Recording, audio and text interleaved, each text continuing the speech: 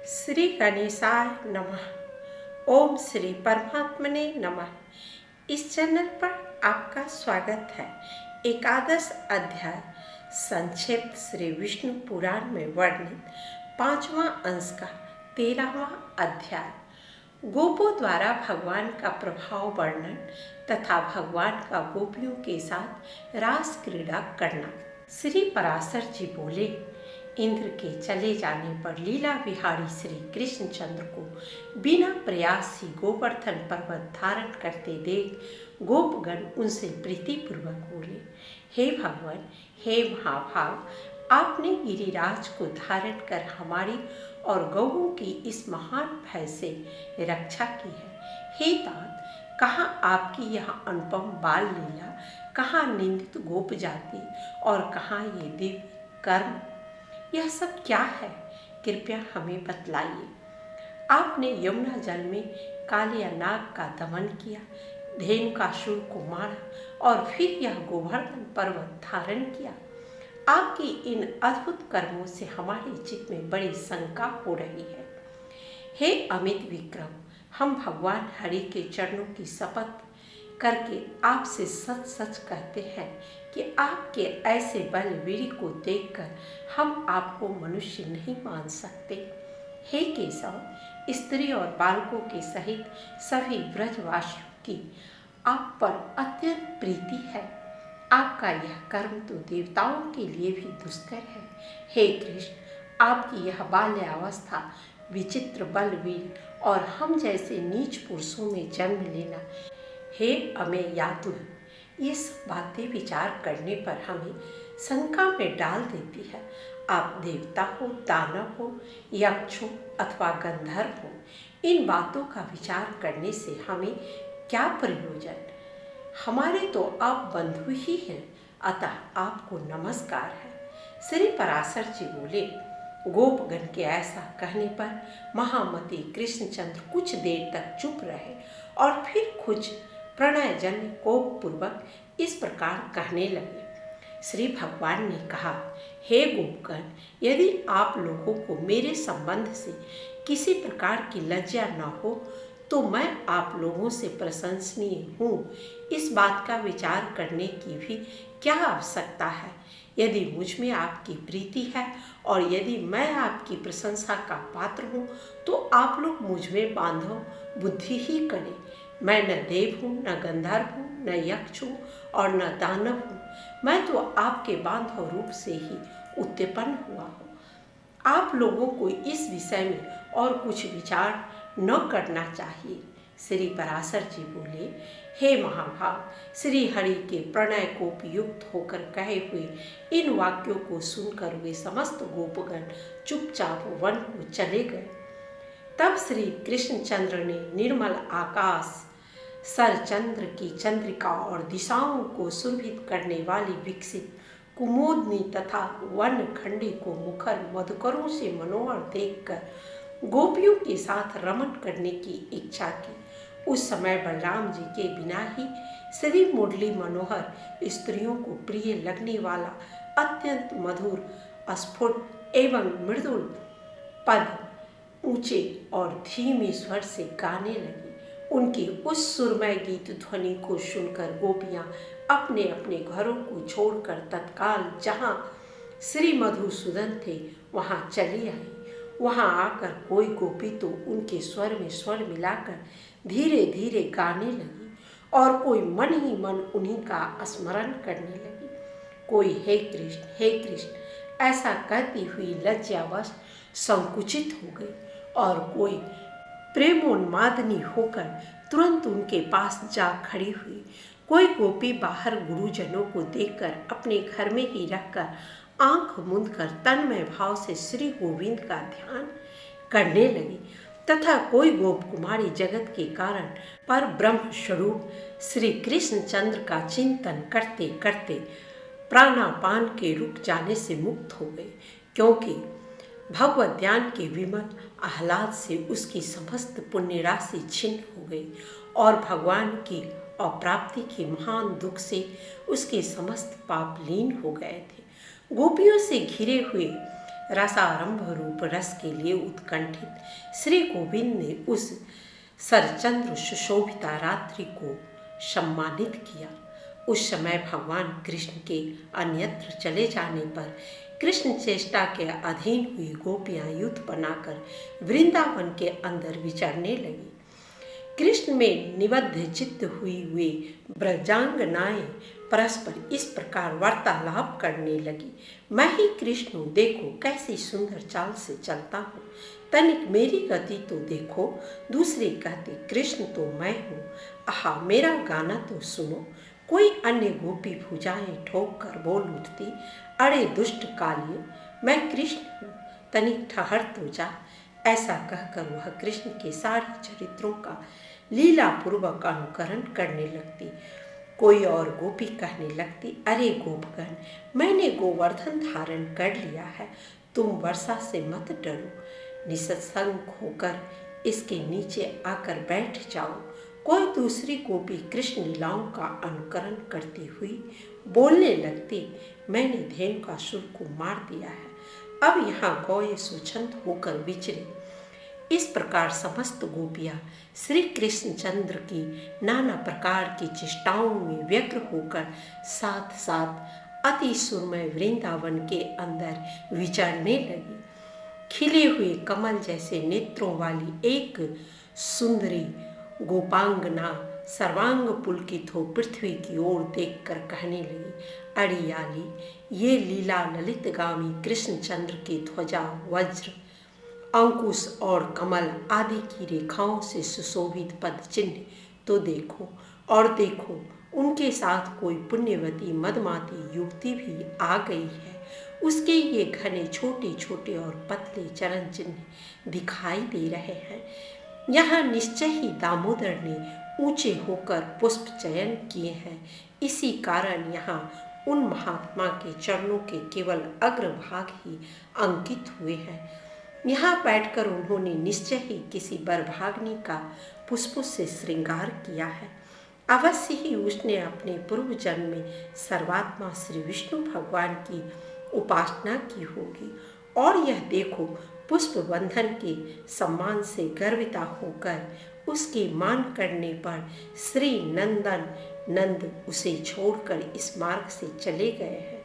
अरे सखियों, देखो यहाँ कोई नितंब भार के कारण मंदगामिनी गोपी कृष्णचंद्र के पीछे पीछे गई है। वह अपने गंतव्य स्थान को तीव्र गति से गई है। इसी से उसके चरण चिन्हों के अग्रभाग कुछ नीचे दिखाई देते हैं। यहाँ वह सखी उनके हाथ में अपना पानी पल्लव देकर चली है। इसी से उसके चरण चिन्ह पराधीन से दिखलाई देते हैं। देखो, यहाँ से उस मंदगामिनी के निराश होकर लौटने के चरण चिन्ह दिख रहे हैं। मालूम होता है उस धूर्त ने अन्य आंतरिक अभिलाषों को पूर्ण किए बिना केवल कर स्पर्श करके उसका अपमान किया है।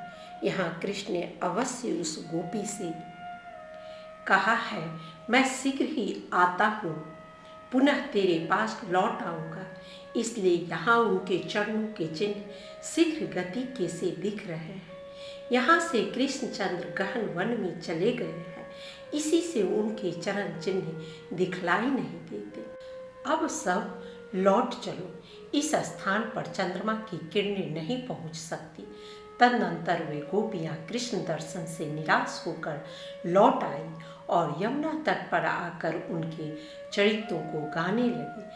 तब गोपियों ने प्रसन्न मुखारविंद त्रिभुवन रक्षक लीला विहारी श्री कृष्णचंद्र को वहाँ आते देखा। उस समय कोई गोपी तो श्री गोविंद को आते देखकर अति हर्षित हो केवल कृष्ण कृष्ण कृष्ण इतना ही कहती रह गई और कुछ न बोल सकी। कोई अपनी भ्रूभंगी से ललाट सिकोर कर श्री हरि को देखते हुए अपने नेत्र रूप भ्रमरों द्वारा उनके मुख कमल का मकरंद पान करने लगी। कोई गोपी गोविंद को देख नेत्र मूंद कर उन्हीं के रूप का ध्यान करती हुई योगारूढ़ सी भासित होने लगी। तब श्री माधव किसी से प्रिय भाषण करके किसी की ओर भ्रूभंगी से देखकर और किसी का हाथ पकड़कर उन्हें मनाने लगे।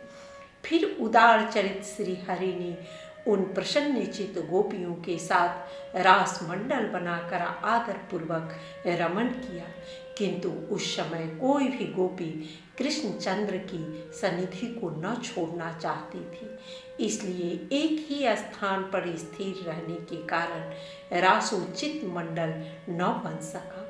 तब उन गोपियों में से एक एक का हाथ पकड़कर श्री हरि ने रास मंडल की रचना की। उस समय उनके कर स्पर्श से प्रत्येक गोपी की आंखें आनंद से मूंद जाती थी।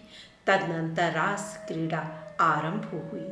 उसमें गोपियों के चंचल कंकणों की झनकार होने लगी और फिर क्रमशः शरद वर्णन संबंधी गीत होने लगे। उस समय कृष्णचंद्र चंद्रमा चंद्रिका और कुमुदवन संबंधी गान करने लगे, किंतु गोपियों ने तो बारंबार केवल कृष्ण नाम का ही गान किया।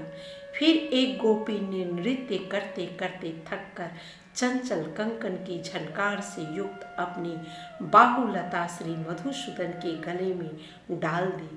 किसी निपुण गोपी ने भगवान के गान की प्रशंसा करने के बहाने भुजा फैलाकर श्री मधुसूदन को आलिंगन करके चूम लिया। श्री हरि की भुजाएं गोपियों के कपोलों का चुंबन पाकर उनमें पुलकावली रूप धान्य की उत्पत्ति के लिए श्वेत रूप जल के मेघ बन गए। कृष्णचंद्र जितने उच्च स्वर से रासोचित गान गाते थे, उससे दूने शब्द से गोपियां धन्य कृष्ण की ही ध्वनि लगा रही थी। भगवान के आगे जाने पर गोपियां उनके पीछे जाती और लौटने पर सामने चलती। इस प्रकार वे अनुलोम और प्रतिलोम गति से श्री हरि का साथ देती थी। श्री मधुसूदन भी गोपियों के साथ इस प्रकार रास क्रीड़ा कर रहे थे कि उनके बिना एक क्षण भी गोपियों को करोड़ों वर्षों के समान बीतता था। वे रास रसिक गोपांगनाएं पति माता पिता और भ्राता आदि के रोकने पर भी रात्रि में श्री श्याम सुंदर के साथ विहार करती थी। शत्रुहंता अमेयात्मा श्री मधुसूदन भी अपनी किशोरावस्था का मान करते हुए रात्रि के समय उनके साथ रमण करते थे। वे सर्वव्यापी ईश्वर श्री कृष्णचंद्र गोपियों में, उनके पतियों में तथा समस्त प्राणियों में आत्मस्वरूप से वायु के समान व्याप्त थे। जिस प्रकार आकाश, अग्नि, पृथ्वी, जल, वायु और आत्मा समस्त प्राणियों में व्याप्त है, उसी प्रकार वे भी सब पदार्थों में व्यापक है। इस प्रकार श्री विष्णु पुराण के 5वें अंश में 13वां अध्याय समाप्त। 14वां अध्याय वृषभासुर वध। श्री पराशर जी बोले, एक दिन सायकाल के समय जब श्री कृष्णचंद्र रास क्रीड़ा में आसक्त थे, अरिष्ट नामक एक मदोन्मत्त असुर सबको भयभीत करता व्रज में आया। इस अरिष्टासुर की कांति सजल जलधर के समान कृष्ण वर्ण थी। सींग अत्यंत तीक्ष्ण थे, नेत्र सूर्य के समान तेजस्वी थे और अपनी खुरों की चोट से वह मानो पृथ्वी को फाड़े डालता था। वह दांत पिसता हुआ पुनः पुनः अपनी जिह्वा से होठों को चाट रहा था। उसने क्रोधवश अपनी पूंछ उठा रखी थी तथा उसके स्कंध बंधन कठोर थे। उसके ककुद और शरीर का प्रमाण अत्यंत ऊंचा एवं दुर्लभ था। पृष्ठभाग गोबर और मूत्र से लिथरा हुआ था तथा वह समस्त गौओं को भयभीत कर रहा था। उसकी ग्रीवा अत्यंत लंबी और मुख वृक्ष के खोखले के समान अति गंभीर था। वह वृषभ रूपधारी दैत्य गौओं के गर्भों को गिराता हुआ और तपस्वियों को मारता हुआ सदा वन में विचरा करता था। तब उस अति भयानक नेत्रों वाले दैत्य को देखकर गोप और गोपांगनाएं भयभीत होकर कृष्ण कृष्ण पुकारने लगी। उनका शब्द सुनकर श्री केशव ने घोर सिंहनाद किया और ताली बजाई। उसे सुनते ही वह श्री दामोदर की ओर फिरा। दुरात्मा वृषभासुर आगे को शींग करके तथा कृष्णचंद्र की कुक्षी में दृष्टि लगाकर उनकी ओर दौड़ा, किंतु महाबली कृष्ण वृषभासुर को अपनी ओर आता देख अवहेलना से लीलापूर्वक मुस्कुराते हुए उस स्थान से विचलित न हुए। निकट आने पर श्री मधुसूदन ने उसे इस प्रकार पकड़ लिया जैसे ग्राहक किसी क्षुद्र जीव को पकड़ लेता है, तथा सींग पकड़ने से अचल हुए उस दैत्य की कोख में घुटने से प्रहार किया। इस प्रकार सींग पकड़े हुए उस दैत्य का दर्प भंग कर भगवान ने अरिष्टासुर की गिरवा को गीले वस्त्र के समान मरोड़ दिया। तदनंतर उसका एक सींग उखाड़ कर उसी से उस पर आघात किया, जिससे वह महादैत्य मुख से रक्त ववन करता हुआ मर गया। जंभ के मरने पर जैसे देवताओं ने इंद्र की स्तुति की थी, उसी प्रकार अरिष्टासुर के मरने पर गोपगण श्री जनार्दन की प्रशंसा करने लगे। इस प्रकार श्री विष्णु पुराण के 5वें अंश में 14वां अध्याय समाप्त। 15वां अध्याय कंस का श्री कृष्ण को बुलाने के लिए अक्रूर को भेजना। श्री पराशर जी बोले, वृषभ रूपधारी अरिष्टासुर धेनु और प्रलंब आदि का वध, गोवर्धन पर्वत का धारण करना, कालिये नाग का दमन, 2 विशाल वृक्षों का उखड़ना, पूतना वध और सकट का उलट देना आदि अनेक लीलाएं हो जाने पर एक दिन नारद जी ने कंस को यशोदा और देवकी के गर्भ परिवर्तन से लेकर जैसा जैसा हुआ था वह सब वृतांत क्रमशः सुना दिया। देव दर्शन नारद जी से ये सब बातें सुनकर दुर्बुद्धि कंस ने वसुदेव जी के प्रति अत्यंत क्रोध प्रकट किया।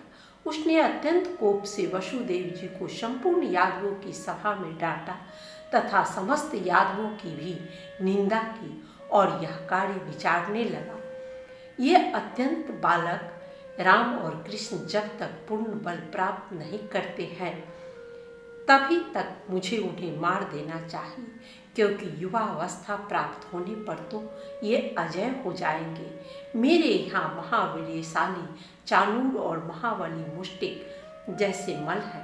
मैं इनके साथ मल युद्ध कराकर उन दोनों दुर्बुद्धियों को मरवा डालूंगा। उन्हें महान धनुर्यज्ञ के मिस से ब्रज से बुलाकर ऐसे ऐसे उपाय करूंगा जिससे वे नष्ट हो जाए। उन्हें लाने के लिए मैं स्वफलक के पुत्र यादव श्रेष्ठ सूरवीर अक्रूर को गोकुल भेजूंगा। साथ ही वृंदावन में विचरने वाले घोर असुर केसी को भी आज्ञा दूंगा, जिससे वह महाबली दैत्य उन्हें वहीं नष्ट कर देगा। अथवा वे दोनों वसुदेव पुत्र गोप मेरे पास आ भी गए तो उन्हें मेरा कुबलापीड़ हाथी मार डालेगा। श्री पराशर जी बोले, ऐसा सोचकर उस दुष्टात्मा कंस ने वीरवर राम और कृष्ण को मारने का निश्चय कर अक्रूर जी से कहा। कंस बोला, हे दानपते, मेरी प्रसन्नता के लिए आप मेरी एक बात स्वीकार कर लीजिए। यहाँ से रथ पर चढ़कर आप नंद के गोकुल को जाइए।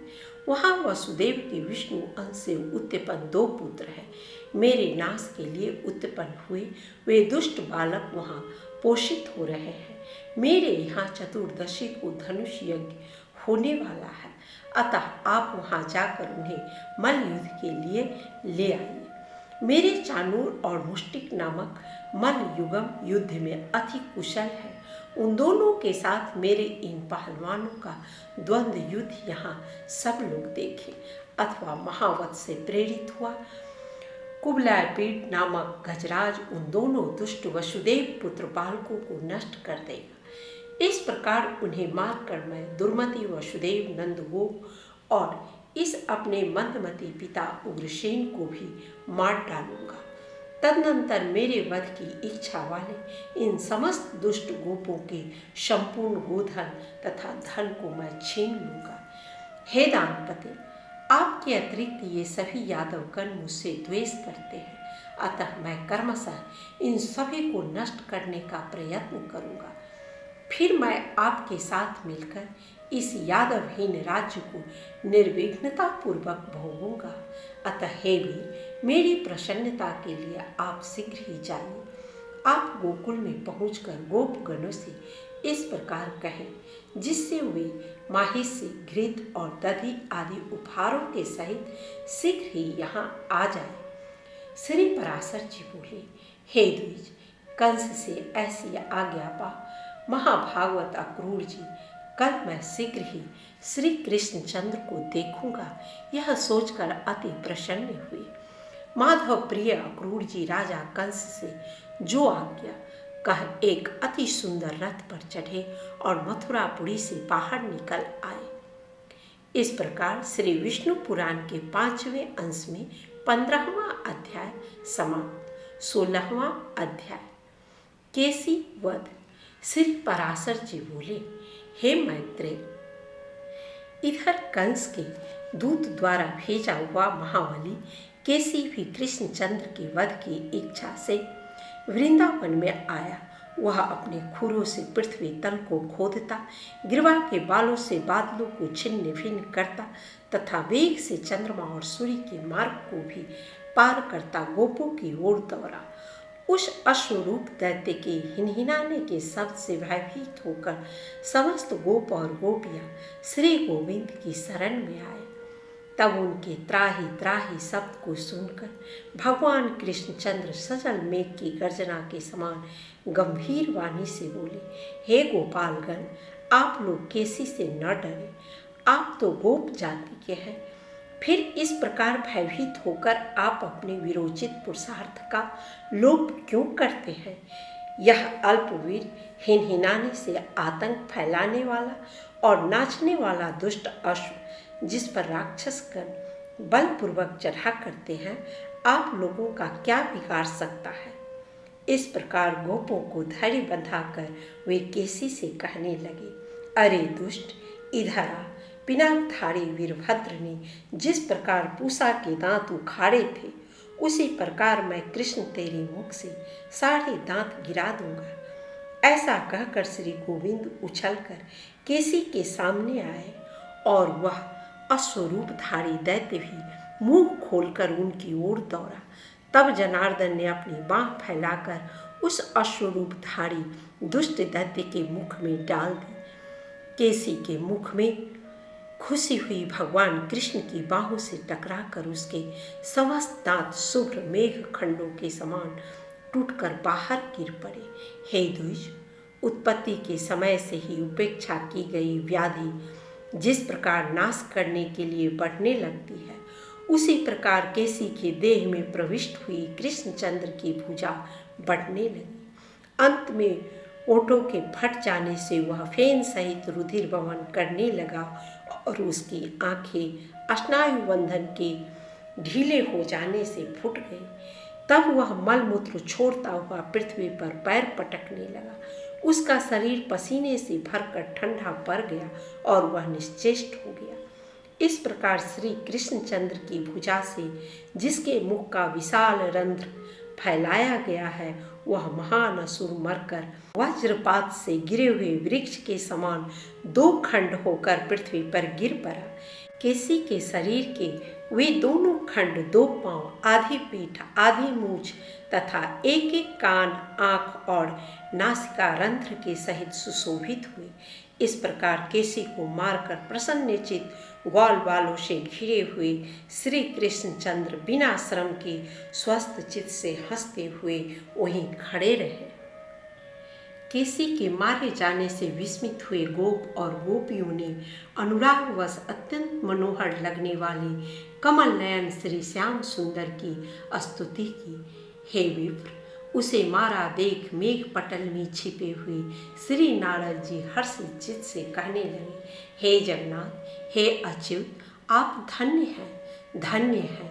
आहा, आपने देवताओं को दुख देने वाले इस केसी को लीला से ही मार डाला। मैं मनुष्य और अश्व के इस पहले और कहीं न होने वाले युद्ध को देखने के लिए ही अत्यंत उत्कंठित होकर स्वर्ग से यहाँ आया था।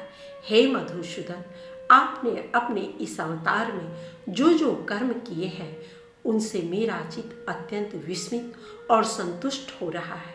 हे कृष्ण, जिस समय यह अश्व अपनी सटाओं को हिलाता और हिंसता हुआ आकाश की ओर देखता था तो इससे संपूर्ण देवगण और इंद्र भी डर जाते थे।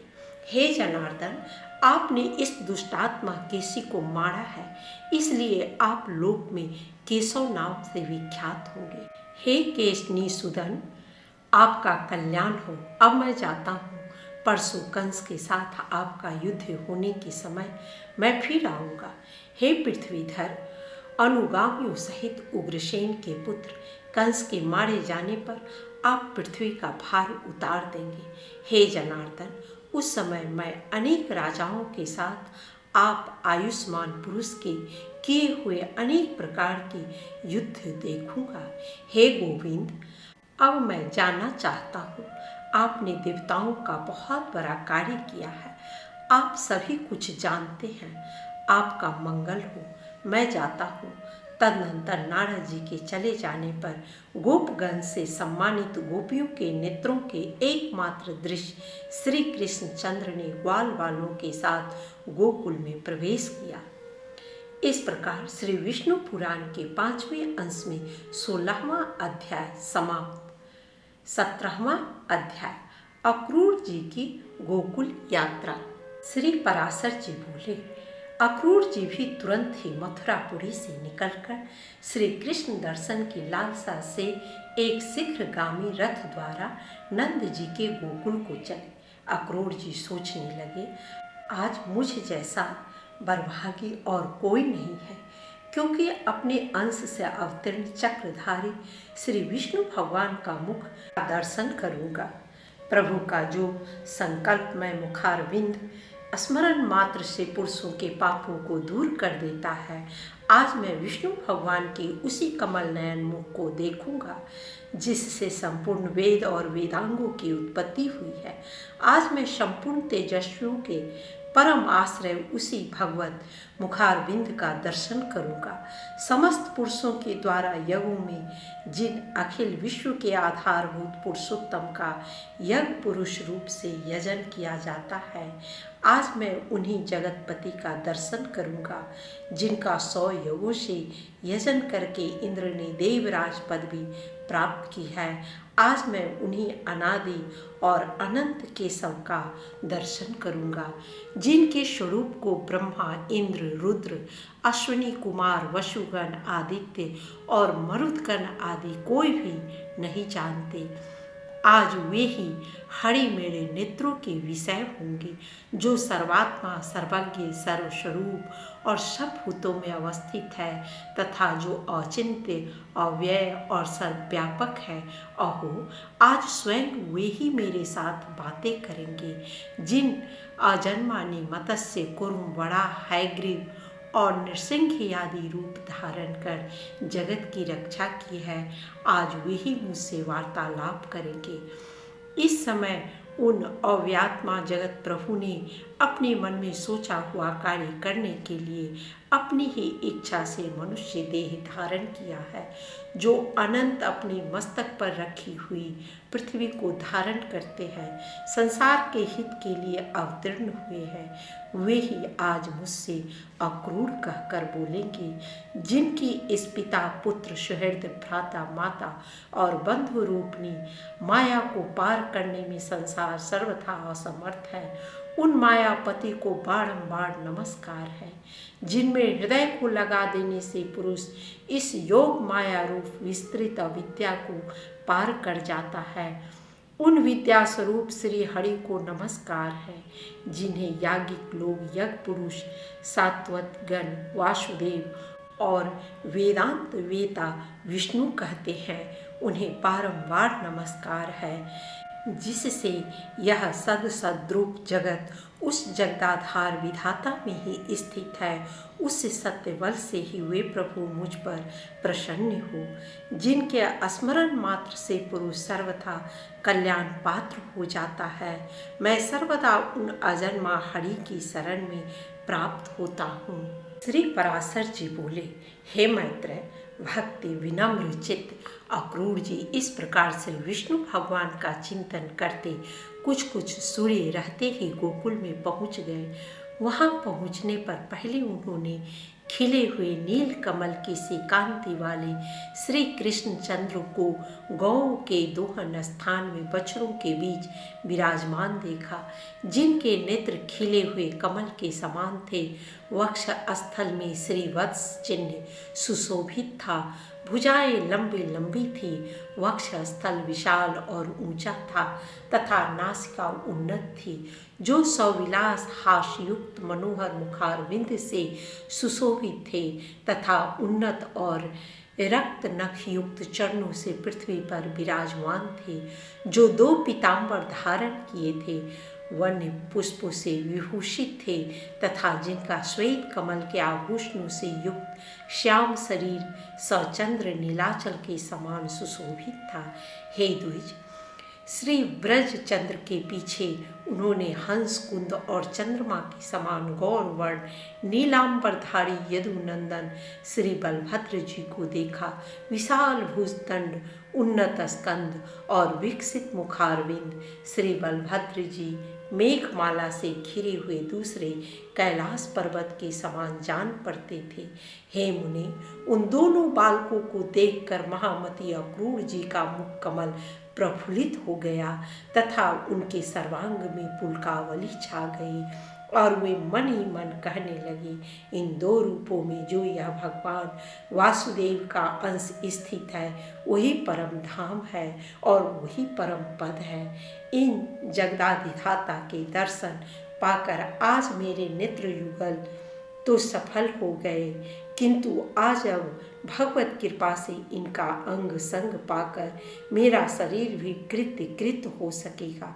जिनकी उंगली के स्पर्श मात्र से संपूर्ण पापों से मुक्त हुए पुरुष निर्दोष सिद्ध कैवल्य मोक्ष प्राप्त कर लेते हैं, क्या वे अनंत मूर्ति श्रीमान हरि मेरी पीठ पर अपना कर कमल रखेंगे, जिन्होंने अग्नि विद्युत और सूर्य की किरणमाला के समान अपने उग्र चक्र का प्रहार कर दैत्यपति की सेना को नष्ट करते हुए असुर सुंदरियों की आंखों के अंजन धो डाले थे, जिनको एक जल बिंदु प्रदान करने से राजा बलि ने पृथ्वी तल में अति मनोज्ञ भोग और एक मनवंतर तक देवत्व लाभ पूर्वक शत्रु विहीन इंद्र पद प्राप्त किया था, वे ही विष्णु भगवान मुझ निर्दोष को भी कंस के संसर्ग से दोषी ठहराकर क्या मेरी अवज्ञा कर देंगे। मेरे ऐसे साधु जन बहिष्कृत पुरुष के जन्म को धिक्कार है, अथवा संसार में ऐसी कौन वस्तु है जो उन ज्ञान स्वरूप शुद्ध सत्व राशि दोषहीन नित्य प्रकाश और समस्त भूतों के हृदय स्थित प्रभु को विदित न हो। अतः मैं उन ईश्वरों के ईश्वर आदि मध्य और अंत रहित पुरुषोत्तम भगवान विष्णु के अंशावतार श्री कृष्ण चंद्र के पास भक्ति विनम्र चित्त से जाता हूँ। मुझे पूर्ण आशा है वे मेरी कभी अवज्ञा न करेंगे। इस प्रकार श्री विष्णु पुराण के 5वें अंश में 17वां अध्याय समाप्त। 18वां अध्याय भगवान का मथुरा को प्रस्थान, गोपियों की विरह कथा और अक्रूर जी का मोह। श्री पराशर जी बोले, हे मैत्रेय, यदुवंशी अक्रूर जी ने इस प्रकार चिंतन करते श्री गोविंद के पास पहुंचकर उनके चरणों में सिर झुकाते हुए मैं अक्रूर हूँ ऐसा कहकर प्रणाम किया।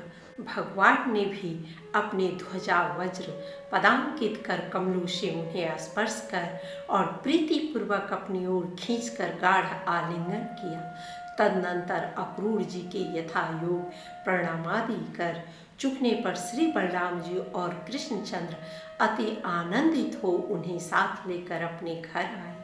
फिर उनके द्वारा सत्कृत होकर यथायोग भोजनादि कर चुकने पर अक्रूर ने उनसे वह संपूर्ण वृत्तांत कहना आरंभ किया, जैसे कि दुरात्मा दानव कंस ने आनक दुंदुभी वसुदेव और देवी देवकी को डांटा था तथा जिस प्रकार वह दुरात्मा अपने पिता उग्रसेन से दुर्व्यवहार कर रहा है और जिसलिए उसने उन्हें अक्रूर जी को वृंदावन भेजा है। भगवान देवकी नंदन ने यह संपूर्ण वृत्तांत विस्तार पूर्वक सुनकर कहा, हे दानपते, ये सब बातें मुझे मालूम हो गई।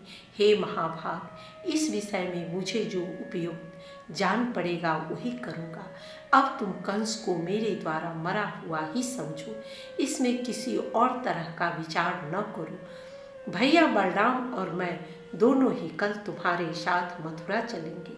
हमारे साथ ही दूसरे बड़े बूढ़े खोप भी बहुत सा उपहार लेकर जाएंगे। हे वीर, आप यह रात्रि सुखपूर्वक बिताइए, किसी प्रकार की चिंता न कीजिए। 3 रात्रि के भीतर मैं कंस को उसके अनुचरों सहित अवश्य मार डालूंगा। श्री पराशर जी बोले, तदनंतर अक्रूर जी, श्री कृष्णचंद्र और बलराम जी संपूर्ण गोपों को कंस की आज्ञा सुना नंद गोप के घर सो गए। दूसरे दिन निर्मल प्रभात काल होते ही महातेजस्वी राम और कृष्ण को अक्रूर के साथ मथुरा चलने की तैयारी करते देख जिनकी भुजाओं के कंकण ढीले हो गए हैं, वे गोपियां नेत्रों में आंसू भरकर तथा दुखार्त होकर दीर्घ निश्वास छोड़ती हुई परस्पर कहने लगी, अब मथुरापुरी जाकर श्री कृष्णचंद्र फिर गोकुल में क्यों आने लगे, क्योंकि वहाँ तो ये अपने कानों से नगर नारियों के मधुर आलाप रूप मधु का ही पान करेंगे।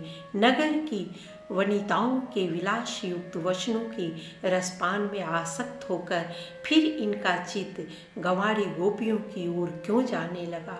आज निर्दयी दुरात्मा विधाता ने समस्त ब्रज के सारभूत सर्वस्वरूप श्री हरि को हर कर हम गोप नारियों पर घोर आघात किया है। नगर की नारियों में भावपूर्ण मुस्कानमयी बोली, विलास ललित गति और कटाक्षपूर्ण चितवन की स्वभाव से ही अधिकता होती है। उनके विलास बंधनों से बंधकर यह ग्राम्य हरि फिर किस युक्ति से तुम्हारे पास आवेगा। देखो देखो, क्रूर एवं निर्दयी अक्रूर के बहकावे में आकर ये कृष्णचंद्र रथ पर चढ़े हुए मथुरा जा रहे हैं। यह नृशंस अक्रूर क्या अनुरागी जनों के हृदय का भाव तनिक भी नहीं जानता, जो यह इस प्रकार हमारे नयनानंद वर्धन नंद नंदन को अन्यत्र लिए जाता है।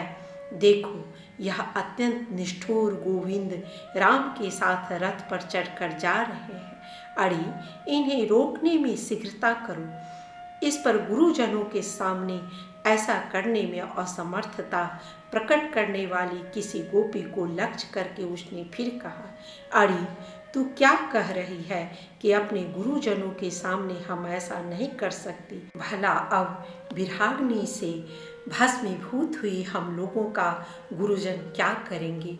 देखो, यह नंद गोप आदि गोपगण भी उन्हीं के साथ जाने की तैयारी कर रहे हैं। इनमें से भी कोई गोविंद को लौटाने का प्रयत्न नहीं करता। आज की रात्रि मथुरा वासिनी स्त्रियों के लिए सुंदर प्रभात वाली हुई है, क्योंकि आज उनके नयन भृंग श्री अच्युत के मुखारविंद का मकरंद पान करेंगे। जो लोग इधर से बिना रोक टोक श्री कृष्णचंद्र का अनुगमन कर रहे हैं वे धन्य हैं, क्योंकि वे उनका दर्शन करते हुए अपने रोमांच युक्त शरीर का वहन करेंगे। आज श्री गोविंद के अंग प्रत्यंगों को देखकर मथुरा वासियों के नेत्रों को अत्यंत महोत्सव होगा। आज न जाने उन भाग्यशालिनियों ने ऐसा कौन शुभ स्वप्न देखा है जो वे कांतिमय विशाल नैनों वाली मथुरापुरी की स्त्रियां स्वच्छंदतापूर्वक श्री अधोक्षज को निहारेगी।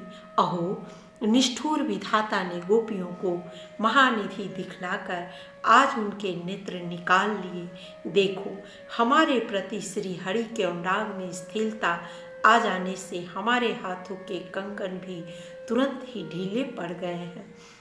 भला हम जैसी दुखनी अबलाओं पर किसी दया न आवेगी। परंतु देखो, यह क्रूर हृदय अक्रूर तो बड़ी शीघ्रता से घोड़ों को हाँक रहा है। देखो, यह कृष्णचंद्र के रथ की धूली दिखलाई दे रही है, किंतु हाँ, अब तो श्री हरि इतनी दूर चले गए कि वह धूली भी नहीं दिखती। श्री पराशर जी बोले, इस प्रकार गोपियों के अति अनुराग सहित देखते देखते श्री कृष्णचंद्र ने बलराम जी के सहित ब्रजभूमि को त्याग दिया। तब वे राम, कृष्ण और अक्रूर शीघ्रगामी घोड़ों वाले रथ से चलते चलते मध्याह्न के समय यमुना तट पर आ गए। वहां पहुंचने पर अक्रूर ने श्री कृष्णचंद्र से कहा, जब तक मैं यमुना जल में मध्याह्न कालीन उपासना से निवृत्त हूँ, तब तक आप दोनों यहीं विराजें। श्री पराशर जी बोले, हे विप्र, तब भगवान के बहुत अच्छा कहने पर महामती अक्रूर जी यमुना जल में घुसकर स्नान और आचमन आदि के अनंतर परब्रह्म का ध्यान करने लगे। उस समय उन्होंने देखा कि बलभद्र जी सहस्त्र फनावली से सुशोभित है।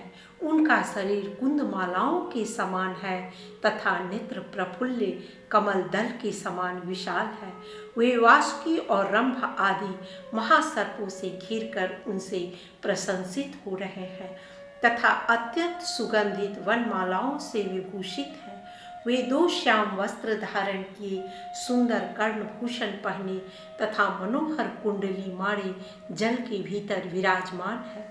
उनकी गोद में उन्होंने आनंदमय कमल भूषण श्री कृष्णचंद्र को देखा, जो मेघ के समान श्याम वर्ण, कुछ लाल लाल विशाल नैनों वाले, चतुर्भुज मनोहर अंगों पांगों वाले तथा शंख चक्रादि आयुधों से सुशोभित है, जो पीतांबर पहने हुए हैं और विचित्र वनमाला से विभूषित है तथा इंद्रधनुष और विद्युन्माला मंडित सजल मेघ के समान जान पड़ते हैं तथा जिनके वक्षस्थल में श्री वत्स चिन्ह और कानों में दैदीप्यमान मकराकृत कुंडल विराजमान है।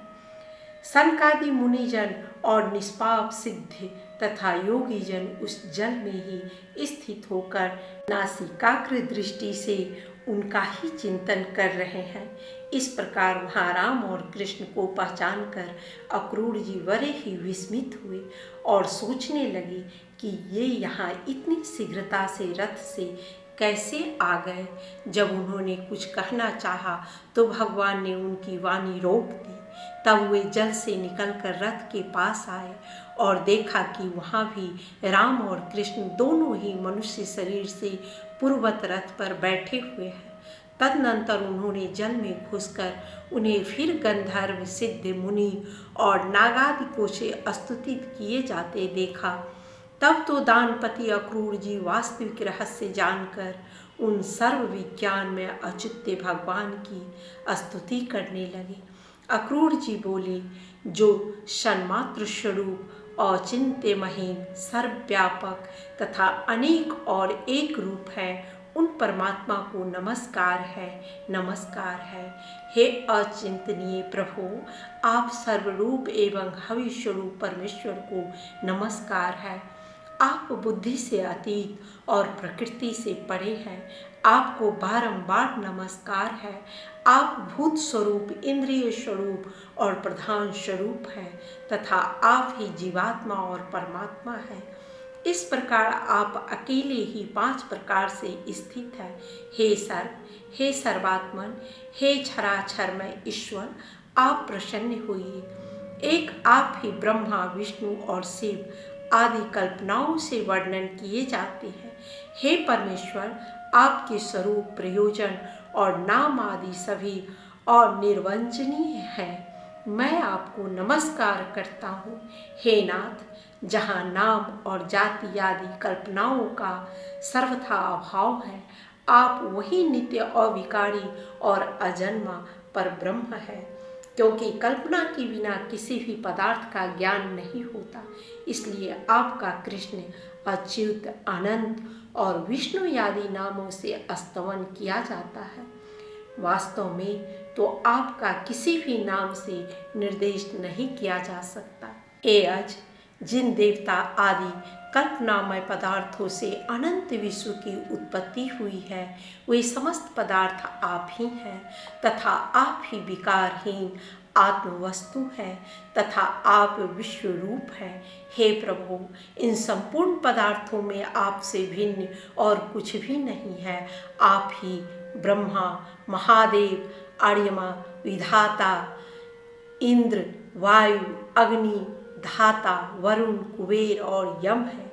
इस प्रकार एक आप ही भिन्न भिन्न कार्य वाले अपनी शक्तियों के भेद से इस संपूर्ण जगत की रक्षा कर रहे हैं। हे विश्वेश, सूर्य की किरण रूप होकर आप ही विश्व की रचना करते हैं, अतः यह गुणमय प्रपंच आपका ही रूप है। सत्य पद यानी ओम तत् सत, इस रूप से जिसका वाचक है वह ओम अक्षर आपका परम स्वरूप है। आपकी उस ज्ञानात्मा सद सत स्वरूप को नमस्कार है। हे प्रभु, वासुदेव, संकर्षण, प्रद्युम्न और अनिरुद्ध स्वरूप आपको बारंबार नमस्कार है। इस प्रकार श्री विष्णु पुराण के 5वें अंश में 18वां अध्याय समाप्त। 19वां अध्याय भगवान का मथुरा प्रवेश, रजक वध तथा माली पर कृपा। श्री पराशर जी बोले, यदुकुलोत्पन्न अक्रूर जी ने श्री विष्णु भगवान का जल के भीतर इस प्रकार स्तवन कर उन सर्वेश्वर का मनः कल्पित धूप, दीप और पुष्पादि से पूजन किया। उन्होंने अपने मन को अन्य विषयों से हटाकर उन्हीं में लगा दिया और चिरकाल तक उन ब्रह्मभूत में ही समाहित भाव से स्थित रहकर फिर समाधि से विरत हो गए। तदनंतर महामती अक्रूर जी अपने को कृत्य सा मानते हुए यमुना जल से निकलकर फिर रथ के पास चले आए। वहां आकर उन्होंने आश्चर्ययुक्त नेत्रों से राम और कृष्ण को पूर्ववत रथ में बैठे देखा। उस समय श्री कृष्णचंद्र ने अक्रूर जी से कहा। श्री कृष्ण जी बोले, अक्रूर जी, आपने अवश्य ही यमुना जल में कोई आश्चर्यजनक बात देखी है, क्योंकि आपके नेत्र आश्चर्यचकित दिख पड़ते हैं। अक्रूर जी बोले, हे अच्युत, मैंने यमुना जल में जो आश्चर्य देखा है उसे मैं इस समय भी अपने सामने मूर्तिमान देख रहा हूँ। हे कृष्ण, यह महान आश्चर्यमय जगत जिस महात्मा का स्वरूप है, उन्हीं परम आश्चर्य स्वरूप आपके साथ मेरा समागम हुआ है। हे मधुसूदन, अब उस आश्चर्य के विषय में और अधिक कहने से लाभ ही क्या है। चलो, हमें शीघ्र ही मथुरा पहुंचना है। मुझे कंस से बहुत भय लगता है। दूसरे के दिए हुए अन्न से जीने वाले पुरुषों के जीवन को धिक्कार है। ऐसा कहकर अक्रूर जी ने वायु के समान वेग वाले घोड़ों को हाँका और सायंकाल के समय मथुरापुरी में पहुंच गए। मथुरापुरी को देखकर अक्रूर ने राम और कृष्ण से कहा, हे वीरवरों, अब मैं अकेला ही रथ से जाऊंगा, आप दोनों पैदल चले आवे। मथुरा में पहुंचकर आप वासुदेव जी के घर न जाएं, क्योंकि आपके कारण ही उन वृद्ध वासुदेव जी का कंस सर्वदा निरादर करता रहता है। पराशर जी बोले, ऐसा कह अक्रूर जी मथुरापुरी में चले गए। उनके पीछे राम और कृष्ण भी नगर में प्रवेश कर राजमार्ग पर आए। वहाँ के नर नारियों से आनंद पूर्वक देखे जाते हुए वे दोनों वीर मतवाले तरुण हाथियों के समान लीला पूर्वक जा रहे थे। मार्ग में उन्होंने एक वस्त्र रंगने वाले रजक को घूमते देख उससे रंग बिरंगे सुंदर वस्त्र मांगे। वह रजक कंस का था और राजा के मुँह लगा होने से बड़ा घमंडी हो गया था। अतः राम और कृष्ण के वस्त्र मांगने पर उसने विस्मित होकर उनसे बड़े जोरों के साथ अनेक दुर्वाक्य कहे। तब श्री कृष्णचंद्र ने क्रुद्ध होकर अपने करतल के प्रहार से उस दुष्ट रजक का सिर पृथ्वी पर गिरा दिया। इस प्रकार उसे मारकर राम और कृष्ण ने उसके वस्त्र छीन लिए तथा क्रमशः नील और पीत वस्त्र धारण कर वे प्रसन्न चित्त से माली के घर गए। हे मैत्रेय, उन्हें देखते ही उस माली के नेत्र आनंद से खिल गए और वह आश्चर्यचकित होकर सोचने लगा कि ये किसके पुत्र हैं और कहाँ से आए हैं। पीले और नीले वस्त्र धारण किए उन अति मनोहर बालकों को देखकर उसने समझा मानो दो देवगण ही पृथ्वी तल पर पधारे हैं। जब उन विकसित मुख कमल बालकों ने उससे पुष्प मांगे तो उसने अपने दोनों हाथ पृथ्वी पर टेक कर सिर से भूमि को स्पर्श किया। फिर उस माली ने कहा, हे नाथ, आप लोग बड़े ही कृपालु हैं जो मेरे घर पधारे। मैं धन्य हूँ क्योंकि आज मैं आपका पूजन कर सकूँगा। तदनंतर उसने देखिए ये बहुत सुंदर है, ये बहुत सुंदर है, इस प्रकार प्रसन्न मुख से लुभा लुभा कर उन्हें इच्छा अनुसार पुष्प दिए। उसने उन दोनों पुरुष श्रेष्ठों को पुनः पुनः प्रणाम कर अति निर्मल और सुगंधित मनोहर पुष्प दिए। तब कृष्णचंद्र ने भी प्रसन्न होकर उस माली को यह वर दिया कि हे भद्रे, मेरे आश्रित रहने वाली लक्ष्मी तुझे कभी न छोड़ेगी।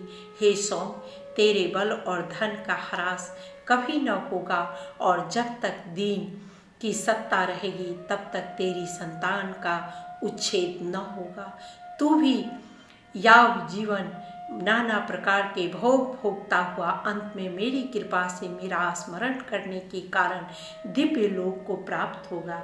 हे भद्र, तेरा मन सर्वदा धर्म परायण रहेगा तथा तेरे वंश में जन्म लेने वालों की आयु दीर्घ होगी।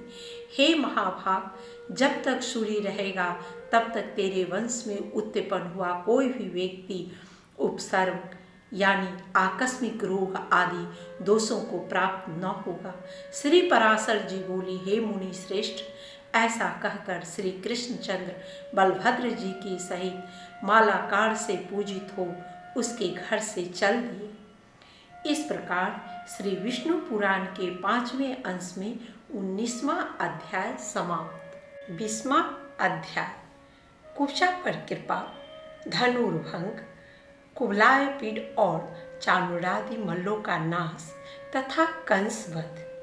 श्री पराशर जी बोले, तदनंतर श्री कृष्णचंद्र ने राजमार्ग में एक नवयौवना कुब्जा स्त्री को अनुलेपन का पात्र लिए आती देखा।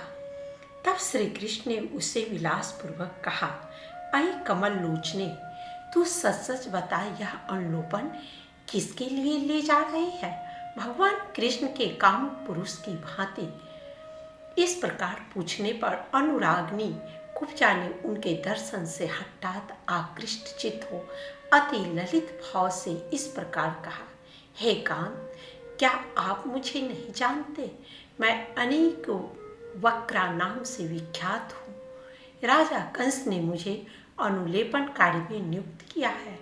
राजा कंस को मेरे अतिरिक्त और किसी का पिसा हुआ उपटन पसंद नहीं है, अतः मैं उनकी अत्यंत कृपा पात्री हूँ। श्री कृष्ण जी बोले, हे सुमुखी, यह सुंदर सुगंधमय अनुलेपन तो राजा के ही योग्य है। हमारे शरीर के योग्य भी कोई अनुलेपन हो तो दो। श्री पराशर जी बोले, यह सुनकर कुब्जा ने कहा, लीजिए, और फिर उन दोनों को आदरपूर्वक उनके शरीर योग्य चंदनादि दिए।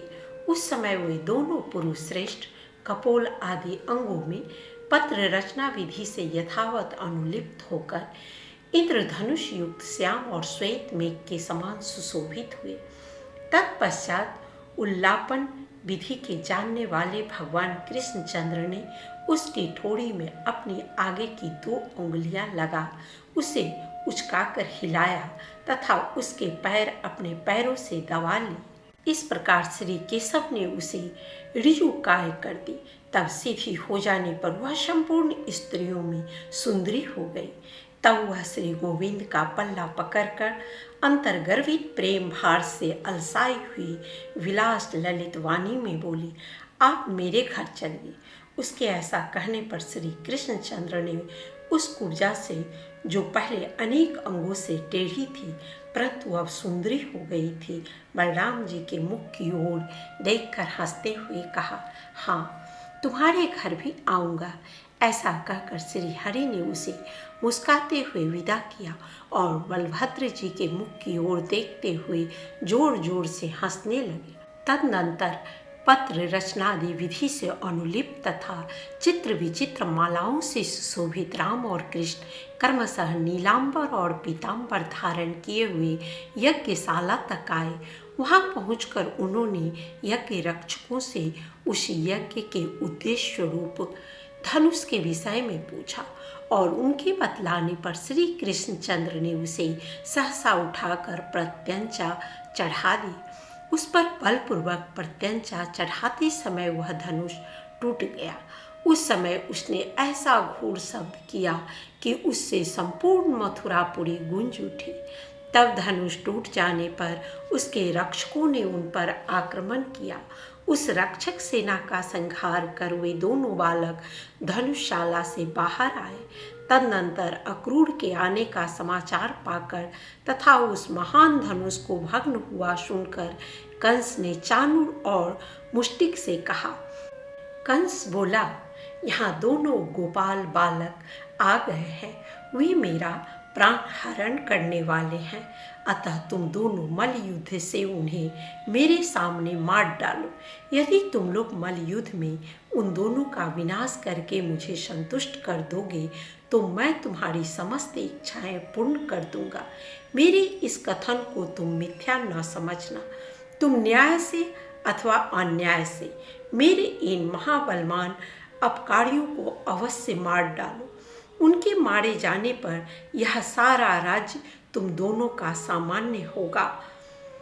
मल्लों को इस प्रकार आज्ञा दे कंस ने अपने महावत को बुलाया और उसे आज्ञा दी कि तू कुबलाए पिंड हाथी को मल्लों की रंगभूमि के द्वार पर खड़ा रख और जब वे गोप कुमार युद्ध के लिए यहाँ आवे तो उन्हें इससे नष्ट करा दे। इस प्रकार उसे आज्ञा देकर और समस्त सिंहासनों को यथावत रखे देखकर जिसकी मृत्यु पास आ गई है वह कंस सूर्योदय की प्रतीक्षा करने लगा। प्रातः काल होने पर समस्त मंचों पर नागरिक लोग और राजमंचों पर अपने अनुचरों के सहित राजा लोग बैठे। तदनंतर रंगभूमि के मध्य भाग के समीप कंस ने युद्ध परीक्षकों को बैठाया और फिर स्वयं आप ही एक ऊंचे सिंहासन पर बैठा। वहां अंतःपुर की स्त्रियों के लिए पृथक मचान बनाए गए थे तथा मुख्य मुख्य वारांगनाओं और नगर की महिलाओं के लिए भी अलग अलग मंच थे। कुछ अन्य मंचों पर नंदगोप आदि गोपगण बिठाए गए थे और उन मंचों के पास ही अक्रूर और वसुदेव जी बैठे थे। नगर की नारियों के बीच में चलो, अंतकाल में ही पुत्र का मुख तो देख लूंगी, ऐसा विचार कर पुत्र के लिए मंगल कामना करती हुई देवकी जी बैठी थी। तदनंतर जिस समय तोड़ी आदि के बजने तथा चाणूर के अत्यंत उछलने और मुष्टिक के ताल ठोकने पर दर्शकगण हाहाकार कर रहे थे, गोप वेशधारी वीर बालक बलभद्र और कृष्ण कुछ हंसते हुए रंगभूमि के द्वार पर आए। वहां आते ही महावत की प्रेरणा से कुबलाए पिंड नामक हाथी उन दोनों गोप कुमारों को मारने के लिए बड़े वेग से दौड़ा। हे द्विश्रेष्ठ, उस समय रंगभूमि में महान हाहाकार मच गया तथा बलदेव जी ने अपने अनुज कृष्ण की ओर देखकर कहा, हे महाभाग, इस हाथी को शत्रु ने ही प्रेरित किया है, अतः इसे मार डालना चाहिए। हे द्विज, ज्येष्ठ भ्राता बलराम जी के ऐसा कहने पर शत्रुसूदन श्री श्याम सुंदर ने बड़े जोर से सिंहनाद किया। फिर केशनी सूदन भगवान श्री कृष्ण ने बल में ऐरावत के समान उस महाबली हाथी की सूंड अपने हाथ से पकड़कर उसे घुमाया। भगवान कृष्ण यद्यपि संपूर्ण जगत के स्वामी हैं, तथापि उन्होंने बहुत देर तक उस हाथी के दांत और चरणों के बीच में खेलते खेलते अपने दाएं हाथ से उसका बायां दांत उखाड़कर उससे महावत पर प्रहार किया। इससे उसके सिर के सैकड़ों टुकड़े हो गए। उसी समय बलभद्र जी ने भी क्रोधपूर्वक उसका दायां दांत उखाड़कर उससे आसपास खड़े हुए महावतों को मार डाला। तदनंतर महाबली रोहिणी नंदन ने रोषपूर्वक अति वेग से उछलकर उस हाथी के मस्तक पर अपनी बाईं लात मारी। इस प्रकार वह हाथी बलभद्र जी द्वारा लीलापूर्वक मारा जाकर इंद्र वज्र से आहत पर्वत के समान गिर पड़ा। तब महावत से प्रेरित कुबलाए पेट को मारकर उसके मद और रक्त से लथपथ राम और कृष्ण उसके दांतों को लिए हुए गर्वयुक्त लीलामयी चितवन से निहारते उस महान रंगभूमि में इस प्रकार आए जैसे मृग समूह के बीच में सिंह चला जाता है। उस समय महान रंगभूमि में बड़ा कोलाहल होने लगा और सब लोगों में ये कृष्ण है, ये बलभद्र है, ऐसा विस्मय छा गया। वे कहने लगे, जिसने बालघातनी घोर राक्षसी पुतना को मारा था, सकट को उलट दिया था और यमला अर्जुन को उखाड़ डाला था, वह यही है। जिस बालक ने कालिया नाग के ऊपर चढ़कर उसका मान मर्दन किया था और 7 रात्रि तक महापर्वत गोवर्धन को अपने हाथ पर धारण किया था, वह यही है। जिस महात्मा ने अरिष्टासुर, धेनुकासुर और केसी आदि दुष्टों को लीला से ही मार डाला था, देखो वह अच्युत यही है। ये इनके आगे बड़े भाई महाबाहु बलभद्र जी हैं और जो बड़े लीला पूर्वक चल रहे हैं। ये स्त्रियों के मन और नयनों को बड़ा ही आनंद देने वाले हैं। पुराणार्थ वेता विद्वान लोग कहते हैं कि ये गोपाल जी डूबे हुए यदुवंश का उद्धार करेंगे। ये सर्वलोकमय और सर्व कारण भगवान विष्णु के ही अंश है। इन्होंने पृथ्वी का भार उतारने के लिए ही भूमि पर अवतार लिया है। राम और कृष्ण के विषय में पूर्ववासियों के इस प्रकार कहते समय देवकी के स्तनों से स्नेह के कारण दूध बहने लगा और उनके हृदय में बड़ा अनुताप हुआ। पुत्रों का मुख देखने से अत्यंत उल्लास सा प्राप्त होने के कारण वसुदेव जी भी मानो आई हुई जरा को छोड़कर फिर से नवयुवक से हो गए। राजा के अंतःपुर की स्त्रियां तथा नगर निवासिनी महिलाएं भी उन्हें एकटक देखते देखते उपराम न हुई। वे परस्पर कहने लगी, अरे सखियों, अरुण नयन से युक्त श्री कृष्णचंद्र का अति सुंदर मुख तो देखो, जो कुबलाए पीड़ के साथ युद्ध करने के परिश्रम से श्वेत बिंदु पूर्ण होकर हेमकण सिंचित शरतकालीन प्रफुल्ल कमल को लज्जित कर रहा है। अरे इसका दर्शन करके अपने नेत्रों का होना सफल कर लो। एक स्त्री बोली, हे भावनी, इस बालक का यह लक्ष्मी आदि का आश्रयभूत श्री वत्संक युक्त वक्षस्थल तथा शत्रुओं को पराजित करने वाली इसकी दोनों भुजाएं तो देखो। दूसरी, अरे क्या तुम नीलांबर धारण किए हुए इन दुग्ध चंद्र अथवा कमल नाल के समान शुभ्र वर्ण बलदेव जी को आते हुए नहीं देखती हो। तीसरी, अरे सखियों, चक्कर देकर घूमने वाले चानूर और मुष्टिक के साथ क्रीड़ा करते हुए बलभद्र तथा कृष्ण का हंसना देख लो। चौथी, हाय सखियों, देखो तो चानूर से लड़ने के लिए ये हरि आगे बढ़ रहे हैं। क्या इन्हें छुड़ाने वाले कोई भी बड़े बूढ़े यहाँ नहीं है? कहाँ तो यौवन में प्रवेश करने वाले सुकुमार शरीर श्याम और कहाँ वज्र के समान कठोर शरीर वाला यह महान असुर। ये दोनों नवयुवक तो बड़े ही सुकुमार शरीर वाले हैं। ये चाणूर आदि दैत्य मल अत्यंत दारुण है। मल युद्ध के परीक्षक गणों का यह बहुत बड़ा अन्याय है जो वे मध्यस्थ होकर भी इन बालक और बलवान मलों के बीच युद्ध करा रहे हैं। श्री पराशर जी बोले, नगर की स्त्रियों के इस प्रकार वार्तालाप करते समय भगवान कृष्णचंद्र अपनी कमर कसकर उन समस्त दर्शकों के बीच में पृथ्वी को कांपायमान करते हुए रंगभूमि में कूद पड़े। श्री बलभद्र जी भी अपने भूस्तंडों को ठोकते हुए अति मनोहर भाव से उछलने लगे। उस समय उनके पद पद पर पृथ्वी नहीं फटी, यही बड़ा आश्चर्य है। तदनंतर अमित विक्रम कृष्णचंद्र चाणूर के साथ और द्वंद्व युद्ध कुशल राक्षस मुष्टिक बलभद्र के साथ युद्ध करने लगे। कृष्णचंद्र चाणूर के साथ परस्पर भिड़कर नीचे गिराकर उछालकर घूंसे और वज्र के समान कोहनी मारकर पैरों से ठोक कर मारकर और एक दूसरे के अंगों को रगड़ कर लड़ने लगे। उस समय उनमें महान युद्ध होने लगा। इस प्रकार उस समाजोत्सव के समीप केवल बल और प्राण शक्ति से ही संपन्न होने वाला उनका अति भयंकर और दारुण शस्त्रहीन युद्ध हुआ। चाणूर जैसे जैसे भगवान से भिड़ता गया वैसे उसकी प्राण शक्ति थोड़ी थोड़ी करके अत्यंत छिन्न होती गई। जगन्मय भगवान कृष्ण भी श्रम और कोप के कारण अपने पुष्पमय शिरोभूषणों में लगे हुए केसर को हिलाने वाली उस चाणूर से लीलापूर्वक लड़ने लगे। उस समय चाणूर के बल का क्षय और कृष्णचंद्र के बल का उदय देख कंस ने खींचकर तुरी आदि बाजे बंद करा दिए। रंगभूमि में मृदंग और तुरी आदि के बंद हो जाने पर आकाश में अनेक दिव्य तुरी एक साथ बजने लगे और देवगण अत्यंत हर्षित होकर अलक्षित भाव से कहने लगे, हे गोविंद आपकी जय हो। हे केशव आप शीघ्र ही इस चाणूर दानव को मार डालिए।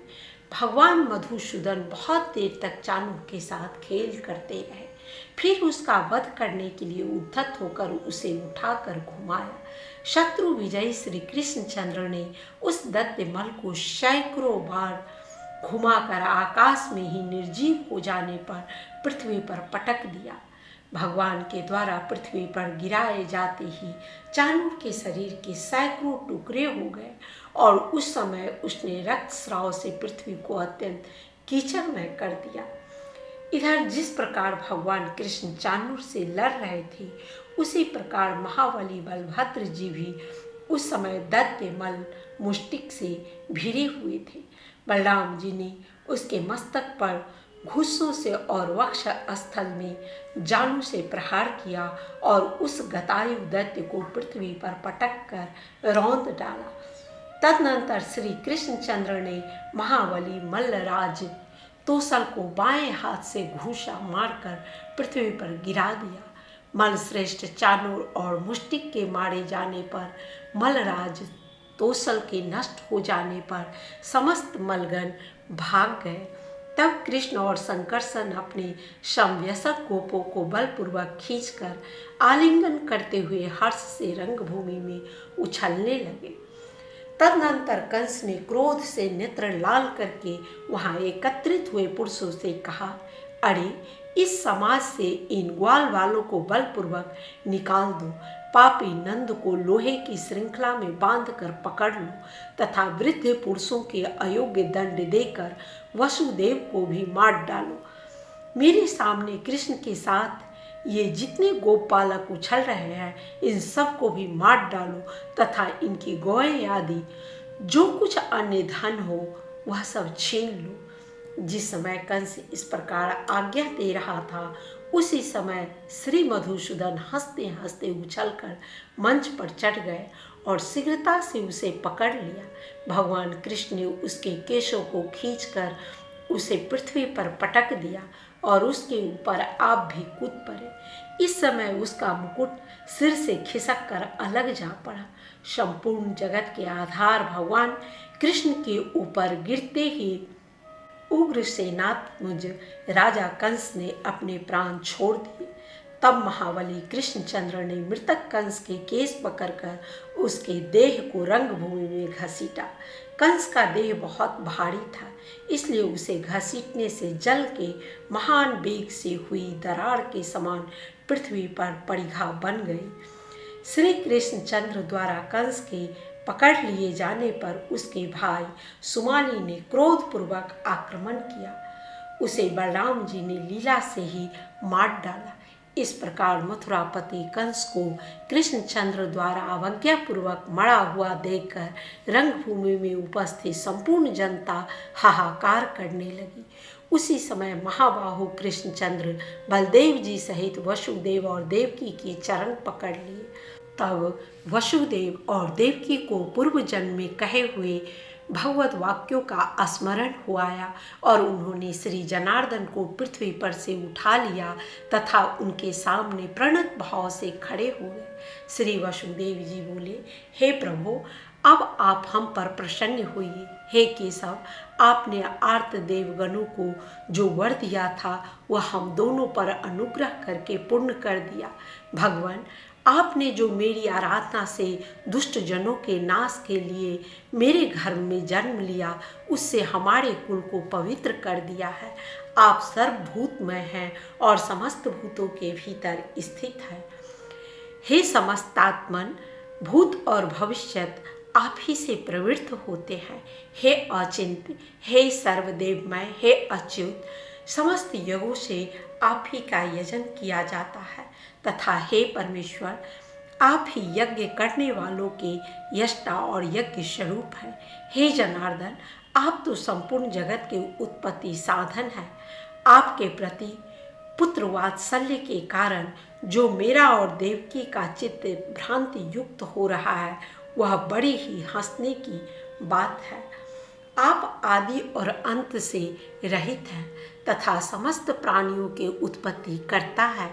ऐसा कौन मनुष्य है जिसकी जीवा आपको पुत्र कहकर संबोधन करेगी।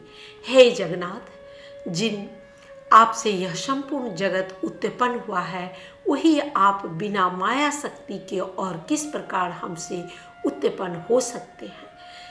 जिसमें संपूर्ण स्थावर जंगम जगत स्थित है वह प्रभु कोख और गोद में शयन करने वाला मनुष्य कैसे हो सकता है। हे परमेश्वर, वही आप हम पर प्रसन्न हुइए और अपने अंशावतार से विश्व की रक्षा कीजिए। आप मेरे पुत्र नहीं हैं। हे इस ब्रह्मा से लेकर वृक्ष आदि पर्यंत यह संपूर्ण जगत आप ही से उत्पन्न हुआ है। फिर हे पुरुषोत्तम, आप हमें क्यों मोहित कर रहे हैं। हे निर्भय, आप मेरे पुत्र हैं। इस माया से मोहित होकर मैंने कंस से अत्यंत भय माना था और उस शत्रु के भय से ही मैं आपको गोकुल ले गया था। हे इस, आप वही रहकर इतने बड़े हुए हैं, इसलिए अब आप में मेरी ममता नहीं रही है। अब तक मैंने आपके ऐसे अनेक कर्म देखे हैं जो रुद्र, मरुदगण, अश्विनी कुमार और इंद्र के लिए भी साध्य नहीं है। अब मेरा मोह दूर हो गया है। हे ईश, मैंने निश्चय पूर्वक जान लिया है कि आप साक्षात श्री विष्णु भगवान ही जगत के उपकार के लिए प्रकट हुए हैं।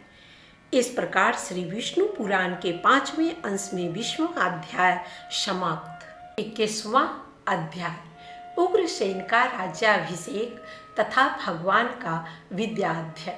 श्री पराशर जी बोले, अपने अति अद्भुत कर्मों को देखने से वसुदेव और देवकी को विज्ञान उत्पन्न हुआ। देखकर भगवान ने यदुवंशियों को मोहित करने के लिए अपनी वैष्णवी माया का विस्तार किया और बोले, हे माता, हे पिताजी, बलराम जी और मैं बहुत दिनों से कंस के भय से छिपे हुए आपके दर्शनों के लिए उत्कंठित थे। सो आज आपका दर्शन हुआ है। जो समय माता पिता की सेवा किए बिना बीतता है वह असाधु पुरुषों की ही आयु का भाग व्यर्थ जाता है। हे तात, गुरु, देव, ब्राह्मण और माता पिता का पूजन करते रहने से देहधारियों का जीवन सफल हो जाता है। अतः हे तात, कंस के वीर्य और प्रताप से भी थम परवशों से जो कुछ अपराध हुआ हो वह क्षमा करे। श्री पराशर जी बोले, राम और कृष्ण ने इस प्रकार कहा, माता पिता को प्रणाम किया और फिर क्रमशः समस्त यदु वृद्धों का यथायोग अभिवादन कर पूर्ववासियों का सम्मान किया। उस समय कंस की पत्नियां और माताएं पृथ्वी पर पड़े हुए मृतक कंस को घेर कर दुख शोक से पूर्ण हो विलाप करने लगी। तब कृष्णचंद्र ने भी अत्यंत पश्चाताप से विह्वल हो स्वयं आंखों में आंसू भरकर उन्हें अनेकों प्रकार से ढाढ़स बंधाया। तदनंतर श्री मधुसूदन ने उग्रसेन को बंधन से मुक्त किया और पुत्र के मारे जाने पर उन्हें अपने राज्य पद पर अभिषिक्त किया। श्री कृष्णचंद्र द्वारा राज्याभिषिक्त होकर यदुश्रेष्ठ उग्रसेन ने अपने पुत्र तथा और भी जो लोग वहां मारे गए थे उन सब के अर्धदैहिक कर्म किए। अर्धदैहिक कर्मों से निवृत्त होने पर सिंहासनारूढ़ उग्रसेन से श्री हरि बोले, हे विभो, हमारे योग्य जो सेवा हो उसके लिए हमें निसंक होकर आज्ञा दीजिए। ययाति का शाप होने से यद्यपि हमारा वंश राज्य का अधिकारी नहीं है, तथापि इस समय मुझ दास के रहते हुए राजाओं को तो क्या आप देवताओं को भी आज्ञा दे सकते हैं। श्री पराशर जी बोले, उग्रसेन से इस प्रकार कह कार्य सिद्धि के लिए मनुष्य रूप धारण करने वाले भगवान कृष्ण ने वायु का स्मरण किया और वह उसी समय वहां उपस्थित हो गया। तब भगवान ने उससे कहा, हे वायु, तुम जाओ और इंद्र से कहो कि हे वासव, व्यर्थ गर्व छोड़कर तुम उग्रसेन को अपनी सुधर्मा नाम की सभा दो। कृष्णचंद्र की आज्ञा है कि यह सुधर्मा सभा नामक सर्वोत्तम रत्न राजा के ही योग्य है। इसमें यादवों का विराजमान होना उपयुक्त है। श्री पराशर जी बोले, भगवान की ऐसी आज्ञा होने पर वायु ने यह सारा समाचार इंद्र से जाकर कह दिया और इंद्र ने भी तुरंत ही अपनी सुधर्मा नाम की सभा वायु को दे दी। वायु द्वारा लाई हुई उस सर्वरत्न संपन्न दिव्य सभा का संपूर्ण भोग वे यदुश्रेष्ठ श्री कृष्णचंद्र जी की भुजाओं के आश्रित रहकर करने लगे। तदनंतर समस्त विज्ञानों को जानते हुए और सर्व ज्ञान संपन्न होते हुए भी वीरवर कृष्ण और बलराम गुरु शिष्य संबंध को प्रकाशित करने के लिए उपनयन संस्कार के अनंतर विद्या उपार्जन के लिए काशी में उत्पन्न हुए अवंतीपुरवासी सांदीपनी मुनि के यहाँ गए। वीर संकर्षण और जनार्दन सांदीपनी का शिष्यत्व स्वीकार कर वेदाभ्यास परायण हो यथा योग गुरु शुश्रूषादि में प्रवृत्त रह संपूर्ण लोकों को यथोचित शिष्टाचार प्रदर्शित करने लगे। हे द्विज, यह बड़े आश्चर्य की बात हुई कि उन्होंने केवल 64 दिन में रहस्य और संग्रह के सहित संपूर्ण धनुर्वेद सीख लिया। सांदीपनी ने जब उनके इस असंभव और अति मानुष कर्म को देखा तो यही समझा कि साक्षात सूर्य और चंद्रमा ही मेरे घर आ गए हैं। उन दोनों ने अंगों सहित चारों वेद, संपूर्ण शास्त्र और सब प्रकार की अस्त्र विद्या एक बार सुनते ही प्राप्त कर ली और फिर गुरुजी से कहा, कहिए आपको क्या गुरु दक्षिणा दे। महावती सांदीपनी ने उनके अतीन्द्रिय कर्म देखकर प्रभास क्षेत्र के खाड़े समुद्र में डूबकर मरे हुए अपने पुत्र को मांगा। तदनंतर जब वे शस्त्र ग्रहण कर समुद्र के पास पहुँचे तो समुद्र अर्घ्य लेकर उनके सम्मुख उपस्थित हुआ और कहा, मैंने सांदीपनी का पुत्र हरण नहीं किया। हे दैत्य दवन, मेरे जल में ही पंचजन नामक एक दैत्य शंख रूप से रहता है, उसी ने उस बालक को पकड़ लिया था। श्री पराशर जी बोले, समुद्र के इस प्रकार कहने पर कृष्णचंद्र ने जल के भीतर जाकर पंचजन का वध किया और उसकी अस्थियों से उत्पन्न हुए शंख को ले लिया, जिसके शब्द से दैत्यों का बल नष्ट हो जाता है, देवताओं का तेज बढ़ता है और अधर्म का क्षय होता है। तदनंतर उस 5 जन्य शंख को बजाते हुए श्री कृष्णचंद्र और बलवान बलराम यमपुर को गए और सूर्यपुत्र यम को जीतकर यम यातना भोगते हुए उस बालक को पूर्ववत शरीर युक्त कर उसके पिता को दे दिया। इसके पश्चात वे राम और कृष्ण राजा उग्रसेन द्वारा परिपालित मथुरापुरी में, जहाँ के स्त्री पुरुष आनंदित हो रहे थे, पधारे। इस प्रकार श्री विष्णु पुराण के 5वें अंश में 21वां अध्याय समाप्त। 22वां अध्याय जरासंध की पराजय। श्री पराशर जी बोले, हे मैत्रेय, महाबली कंस ने जरासंध की पुत्री अस्ति और प्राप्ति से विवाह किया था। अतः वह अत्यंत बलिष्ठ मगधराज क्रोधपूर्वक एक बहुत बड़ी सेना लेकर अपनी पुत्रियों के स्वामी कंस को मारने वाले श्री हरि को यादवों के सहित मारने की इच्छा से मथुरा पर चढ़ आया। हे मगधेश्वर, जरासंध ने 23 अक्षोहिणी सेना के सहित आकर मथुरा को चारों ओर से घेर लिया। तब महाबली राम और जनार्दन थोड़ी सी सेना के साथ नगर से निकलकर जरासंध के प्रबल सैनिकों से युद्ध करने लगे। हे मुनि श्रेष्ठ, उस समय राम और कृष्ण ने अपने पुरातन शस्त्रों को ग्रहण करने का विचार किया। हे विप्र, हरि के स्मरण करते ही उनका सार्ंग धनुष, अक्षय बाण युक्त 2 तरकस और कौमोदकी नाम की गदा आकाश से आकर उपस्थित हो गए। हे द्विज, बलभद्र जी के पास भी उनका मनोवांछित महान हल और सुनंदन नामक मूषल आकाश से आ गए। तदनंतर दोनों वीर राम और कृष्ण सेना के सहित मगधराज को युद्ध में हराकर मथुरापुरी में चले आए। हे महामुनि, दुराचारी जरासंध को जीत लेने पर भी उसके जीवित चले जाने के कारण कृष्णचंद्र ने अपने को अपराजित नहीं समझा। हे द्विजोत्तम, जरासंध फिर उतनी ही सेना लेकर आया, किंतु राम और कृष्ण से पराजित होकर भाग गया।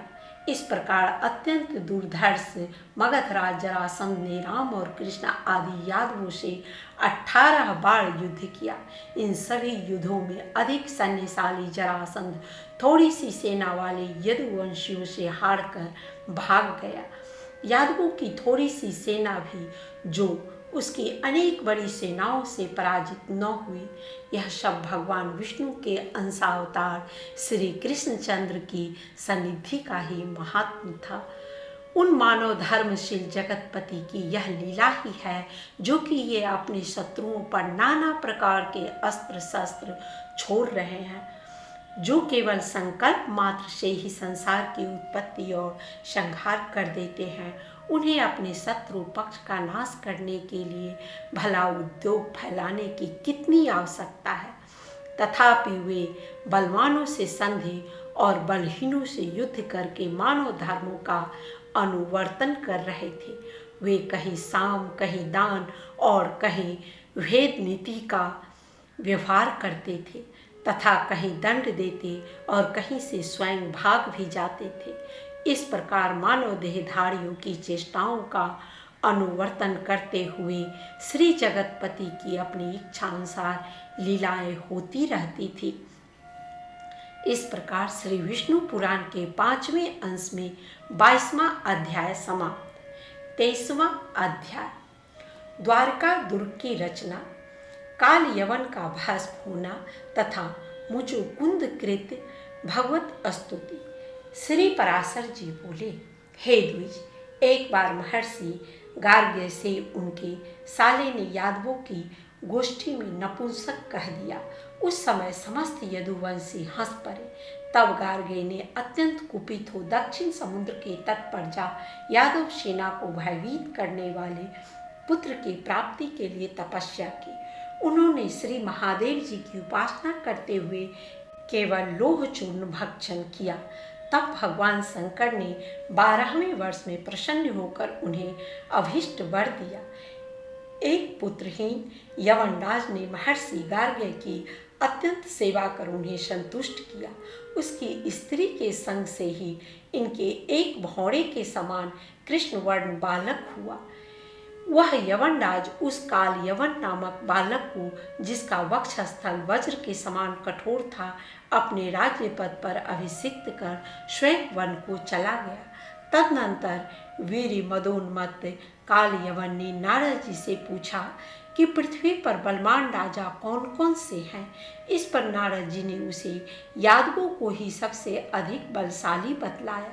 यह सुनकर काल यवन ने हजारों हाथी, घोड़े और रथों के सहित सहस्त्रों करोड़ मलेच्छ सेना को साथ ले बड़ी भारी तैयारी की और यादवों के प्रति क्रुद्ध होकर वह प्रतिदिन हाथी, घोड़े आदि के थक जाने पर उन वाहनों का त्याग करता हुआ अन्य वाहनों पर चढ़कर अविच्छिन्न गति से मथुरापुरी पर चढ़ आया।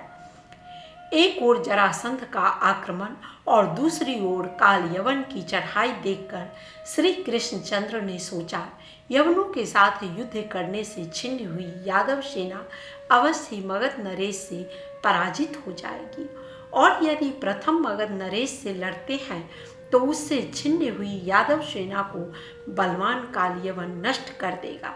हाय, इस प्रकार यादवों पर एक ही साथ यह दो तरह की आपत्ति आ पहुंची है। अतः मैं यादवों के लिए एक ऐसा दुर्जय दुर्ग तैयार करता हूँ जिसमें बैठकर वृष्णि श्रेष्ठ यादवों की तो बात ही क्या है, स्त्रियां भी युद्ध कर सके। इस दुर्ग में रहने पर यदि मैं मत प्रमत सोया अथवा कहीं बाहर भी गया हूँ तब भी अधिक से अधिक दुष्ट शत्रुगण भी यादवों को पराभूत न कर सके। ऐसा विचार कर श्री गोविंद ने समुद्र से 12 योजन भूमि मांगी और उसमें द्वारकापुरी निर्माण की, जो इंद्र की अमरावतीपुरी के समान महान उद्यान, गहरी खाई, सैकड़ों सरोवर तथा अनेकों महलों से सुशोभित थी। काल यवन के समीप आ जाने पर श्री जनार्दन संपूर्ण मथुरा निवासियों को द्वारका में ले आए और फिर स्वयं मथुरा लौट गए। जब काल यवन की सेना ने मथुरा को घेर लिया तो श्री कृष्णचंद्र बिना शस्त्र लिए मथुरा से बाहर निकल आए। तब यवनराज काल यवन ने उन्हें देखा। महायोगीश्वरों का चित्त भी जिन्हें प्राप्त नहीं कर पाता, उन्हीं वासुदेव को केवल बाहुरूप शस्त्रों से ही युक्त अर्थात खाली हाथ देखकर वह उनके पीछे दौड़ा। काल यवन से पीछा किए जाते हुए श्री कृष्णचंद्र उस महाकुहा में घुस गए जिसमें महावीर्यशाली राजा मुचुकुंद सो रहा था। उस दुर्मति यवन ने भी उस गुफा में जाकर सोई हुई राजा को कृष्ण समझकर लात मारी। उसकी लात मारने से उठकर राजा मुचुकुंद ने उस यवनराज को देखा। हे मैत्रेय, उनके देखते ही वह यवन उसकी क्रोधाग्नि से जलकर भस्मीभूत हो गया। पूर्व काल में राजा मुचुकुंद देवताओं की ओर से देवासुर संग्राम में गए थे। असुरों को मार चुकने पर अत्यंत दयालु होने के कारण उन्होंने देवताओं से बहुत समय तक सोने का वर मांगा था। उस समय देवताओं ने कहा था कि तुम्हारे शयन करने पर तुम्हें जो कोई जगावेगा वह तुरंत ही अपने शरीर से उत्पन्न हुई अग्नि से जलकर भस्म हो जाएगा। इस प्रकार पापी काल यवन को दग्ध कर चुकने पर राजा मुचुकुंद ने श्री मधुसूदन को देखकर पूछा, आप कौन हैं? तब भगवान ने कहा, मैं चंद्रवंश के अंतर्गत यदुकुल में वसुदेव जी के पुत्र रूप से उत्पन्न हुआ हूँ। तब मुचुकुंद को वृद्ध गार्गे मुनि के वचनों का स्मरण हुआ। उनका स्मरण होते ही उन्होंने सर्वरूप सर्वेश्वर श्री हरि को प्रणाम करके कहा, हे परमेश्वर, मैंने आपको जान लिया है। आप साक्षात भगवान विष्णु के अंश हैं। पूर्व काल में गार्गे मुनि ने कहा था कि 28वें युग में द्वापर के अंत में यदुकुल में श्री हरि का जन्म होगा। निसंदेह आप भगवान विष्णु के अंश हैं और मनुष्यों के उपकार के लिए ही अवतीर्ण हुए हैं। तथापि मैं आपके महान तेज को सहन करने में समर्थ नहीं हूँ। हे भगवान, आपका शब्द सजल मेघ की घोर गर्जना के समान अति गंभीर है तथा आपके चरणों से पीड़िता होकर पृथ्वी झुकी हुई है। हे देव, देवासुर महासंग्राम में दैत्य सेना के बड़े बड़े योद्धागण भी मेरा तेज नहीं सह सके थे और मैं आपका तेज सहन नहीं कर सकता। संसार में पतित जीवों के एकमात्र आप ही परम आश्रय हैं। हे शरणागतों का दुख दूर करने वाले, आप प्रसन्न होइए और मेरे अमंगलों को नष्ट कीजिए। आप ही समुद्र है, आप ही पर्वत हैं, आप ही नदियां हैं और आप ही वन हैं तथा आप ही पृथ्वी, आकाश, वायु, जल, अग्नि और मन है। आप ही बुद्धि और व्याकृत्य, प्राण और प्राणों का अधिष्ठाता पुरुष है तथा पुरुष से भी परे जो व्यापक और जन्म तथा विकार से शून्य तत्व है, वह भी आप ही हैं, जो शब्दादि से रहित अजर अमेय अक्षय और नाश तथा वृद्धि से रहित है। वह आद्यंतहीन ब्रह्मा भी आप ही है। आप ही से देवता पितृगण यक्ष गंधर्व किन्नर सिद्ध और अप्सरागण उत्पन्न हुए हैं। आप ही से मनुष्य पशु पक्षी सरीसृप और मृग आदि हुए हैं तथा आप ही से संपूर्ण वृक्ष और जो कुछ भी भूत भविष्य चराचर जगत है वह सब हुआ है। हे प्रभु, मूर्त अमूर्त स्थूल सूक्ष्म तथा और भी जो कुछ है वह सब आप जगत करता ही है। आपसे भिन्न और कुछ भी नहीं है। हे भगवान, तापत्रय से अभिभूत होकर सर्वदा इस संसार चक्र में भ्रमण करते हुए मुझे कभी शांति प्राप्त नहीं हुई। हे नाथ, जल की आशा से मृग तृष्णा के समान मैंने दुखों को ही सुख समझकर ग्रहण किया था, परंतु वे मेरे संताप के ही कारण हुए। हे प्रभु, राज्य पृथ्वी सेना कोष मित्र पक्ष पुत्रगण स्त्री तथा सेवक आदि और शब्द आदि विषय, इन सब को मैंने अविनाशी तथा सुख बुद्धि से ही अपनाया था, किंतु हे इस परिणाम में वे ही दुख रूप सिद्ध हुए। हे नाथ, जब देवलोक प्राप्त करके भी देवताओं को मेरी सहायता की इच्छा हुई तो उस स्वर्गलोक में भी नित्य शांति कहाँ है। हे परमेश्वर, संपूर्ण जगत की उत्पत्ति के आदि स्थान आपकी आराधना किए बिना कौन शाश्वत शांति प्राप्त कर सकता है। हे प्रभु, आपकी माया से मूढ़ हुए पुरुष जन्म मृत्यु और जरा आदि संतापों को भोगते हुए अंत में यमराज का दर्शन करते हैं। आपके स्वरूप को न जानने वाले पुरुष नरकों में पड़कर अपने कर्मों के फल स्वरूप नाना प्रकार के दारुण क्लेश पाते हैं। हे परमेश्वर, मैं अत्यंत विषयी हूँ और आपकी माया से मोहित होकर ममत्वाभिमान के गड्ढे में भटकता रहता हूँ। वही मैं आज अपार और अप्रमेय परम पद रूप आप परमेश्वर की शरण में आया हूँ, जिससे भिन्न दूसरा कुछ भी नहीं है, और संसार भ्रमण के खेद से खिन्नचित होकर मैं निरतिशय तेजोमय निर्वाण स्वरूप आपका ही अभिलाषी हूँ। इस प्रकार श्री विष्णु पुराण के 5वें अंश में 23वां अध्याय समाप्त। 24वां अध्याय मुचुकुंद का तपस्या के लिए प्रस्थान और बलराम जी की व्रज यात्रा। श्री पराशर जी बोले, परम बुद्धिमान राजा मुचुकुंद के इस प्रकार स्तुति करने पर सर्वभूतों के ईश्वर अनादि निधन भगवान हरि बोले। श्री भगवान ने कहा, हे नरेश्वर, तुम अपने अभिमत दिव्य लोकों को जाओ। मेरी कृपा से तुम्हें अव्याहत परम ऐश्वर्य प्राप्त होगा। वहाँ अत्यंत दिव्य भोगों को भोग कर तुम अंत में एक महान कुल में जन्म लोगे। उस समय तुम्हें अपने पूर्व जन्म का स्मरण रहेगा और फिर मेरी कृपा से तुम मोक्ष पद प्राप्त करोगे। श्री पराशर जी बोले, भगवान के इस प्रकार कहने पर मुचुकुंद ने जगदीश्वर श्री अच्युत को प्रणाम किया और गुफा से निकलकर देखा कि लोग बहुत छोटे छोटे हो गए हैं। उस समय कलयुग को वर्तमान समझकर राजा तपस्या करने के लिए श्री नर नारायण के स्थान गंधमादन पर्वत पर चले गए। इस प्रकार कृष्णचंद्र ने उपाय पूर्वक शत्रु को नष्ट कर फिर मथुरा में आ उसकी हाथी घोड़े और रथादि से सुशोभित सेना को अपने वशीभूत किया और उसे द्वारका में लाकर राजा उग्रसेन को अर्पण कर दिया। तब से यदुवंश शत्रुओं के दमन से निःशंक हो गया। हे मैत्र, इस संपूर्ण विग्रह के शांत हो जाने पर बलदेव जी अपने बांधवों के दर्शन की उत्कंठा से नंद जी के गोकुल को गए। वहां पहुंचकर शत्रुजीत बलभद्र जी ने गोप और गोपियों का पहले ही की भांति अति आदर और प्रेम के साथ अभिवादन किया। किसी ने उनका आलिंगन किया और किसी को उन्होंने गले लगाया तथा किन्हीं गोप और गोपियों के साथ उन्होंने हास परिहास किया। गोपों ने बलराम जी से अनेकों प्रिय वचन कहे और गोपियों में से कोई प्रणय कुपित होकर बोली और किन्हीं ने उपाल भय युक्त बातें की। किन्हीं अन्य गोपियों ने पूछा, चंचल एवं अल्प प्रेम करना ही जिनका स्वभाव है, वह नगर नारियों के प्राणाधार कृष्ण तो आनंद में है न।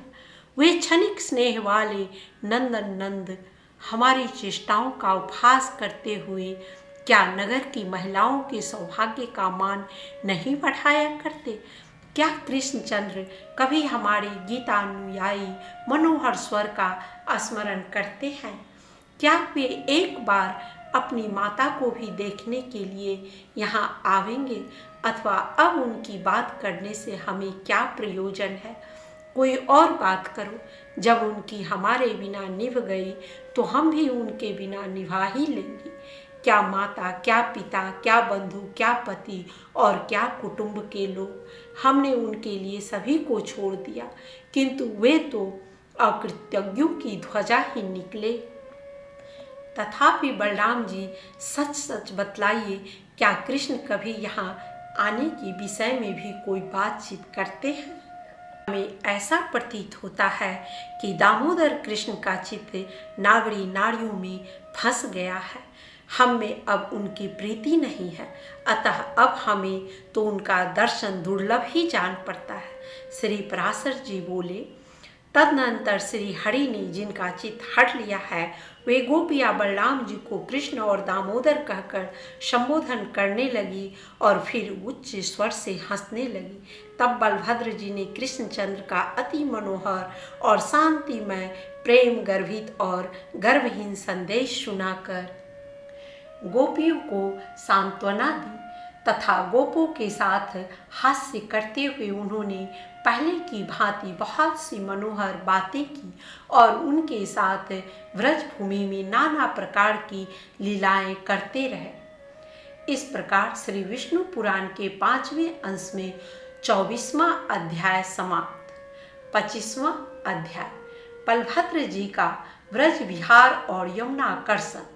श्री पराशर जी बोले, अपने कार्यों से पृथ्वी को विचलित करने वाले, बड़े विकट कार्य करने वाले धरणीधर शेष जी के अवतार माया मानव रूप महात्मा बलराम जी को गोपों के साथ वन में विचरते देख उनके उपभोग के लिए वरुण ने वारुणी यानी मदिरा से कहा, हे मदिरे, जिन महाबलशाली अनंत देव को तुम सर्वदा प्रिय हो, हे शुभे, तुम उनके उपभोग और प्रसन्नता के लिए जाओ। वरुण की ऐसी आज्ञा होने पर वारुणी वृंदावन में उत्पन्न हुए कदम वृक्ष के कोटर में रहने लगी।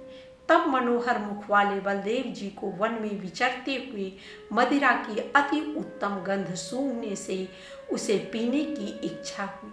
हे मैत्रेय, उसी समय कदम्ब से मद की धारा गिरती देख हलधारी बलराम जी बड़े प्रसन्न हुए तथा गाने बजाने में कुशल गोप और गोपियों के मधुर स्वर से गाते हुए उन्होंने उनके साथ प्रसन्नतापूर्वक मदपान किया। तदनंतर अत्यंत घाम के कारण श्वेत बिंदु रूप मोतियों से सुशोभित मदनोमत बलराम जी ने विह्वल होकर कहा, यमुने, आ, मैं स्नान करना चाहता हूँ। उनके वाक्य को उन्मत्त का प्रलाप समझकर यमुना ने उस पर कुछ भी ध्यान न दिया और वह वहाँ न आई। इस पर हलधर ने क्रोधित होकर अपना हल उठाया और मद से विह्वल होकर यमुना को हल की नोक से पकड़कर खींचते हुए कहा, अरे पापनी, तू नहीं आती थी? अच्छा, अब इच्छा अनुसार अन्यत्र जा तो सही। इस प्रकार बलराम जी के खींचने पर यमुना ने अकस्मात अपना मार्ग छोड़ दिया और जिस वन में बलराम जी खड़े थे उसे आप्लावित कर दिया। तब वह शरीर धारण कर बलराम जी के पास आई और भयवश डबडबाती आंखों से कहने लगी, हे मूसलायुध, आप प्रसन्न होइए और मुझे छोड़ दीजिए। उसके उन मधुर वचनों को सुनकर हलायुध बलभद्र जी ने कहा, अड़ी नदी, क्या तू मेरे बलबीड़ी की अवज्ञा करती है? देख, इस हल से मैं अभी तेरे हजारों टुकड़े कर डालूंगा। श्री पराशर जी बोले, बलराम जी द्वारा इस प्रकार कही जाने से भयभीत हुई यमुना के उस भूभाग में बहने लगने पर उन्होंने प्रसन्न होकर उसे छोड़ दिया। उस समय स्नान करने पर महात्मा बलराम जी की अत्यंत शोभा हुई। तब लक्ष्मी जी ने सशरीर प्रकट होकर उन्हें एक सुंदर कर्णफूल, एक कुंडल, एक वरुण की भेजी हुई कभी न कुम्हलाने वाले कमल पुष्प की माला और 2 समुद्र के समान कांति वाले नील वर्ण वस्त्र दिए।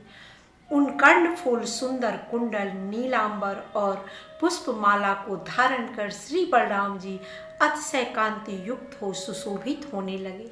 इस प्रकार विभूषित होकर श्री बलभद्र जी ने ब्रज में अनेकों लीलाएं की और फिर 2 मास पश्चात द्वारकापुरी को चले आए। वहां आकर बलदेव जी ने राजा रैवत की पुत्री रेवती से विवाह किया।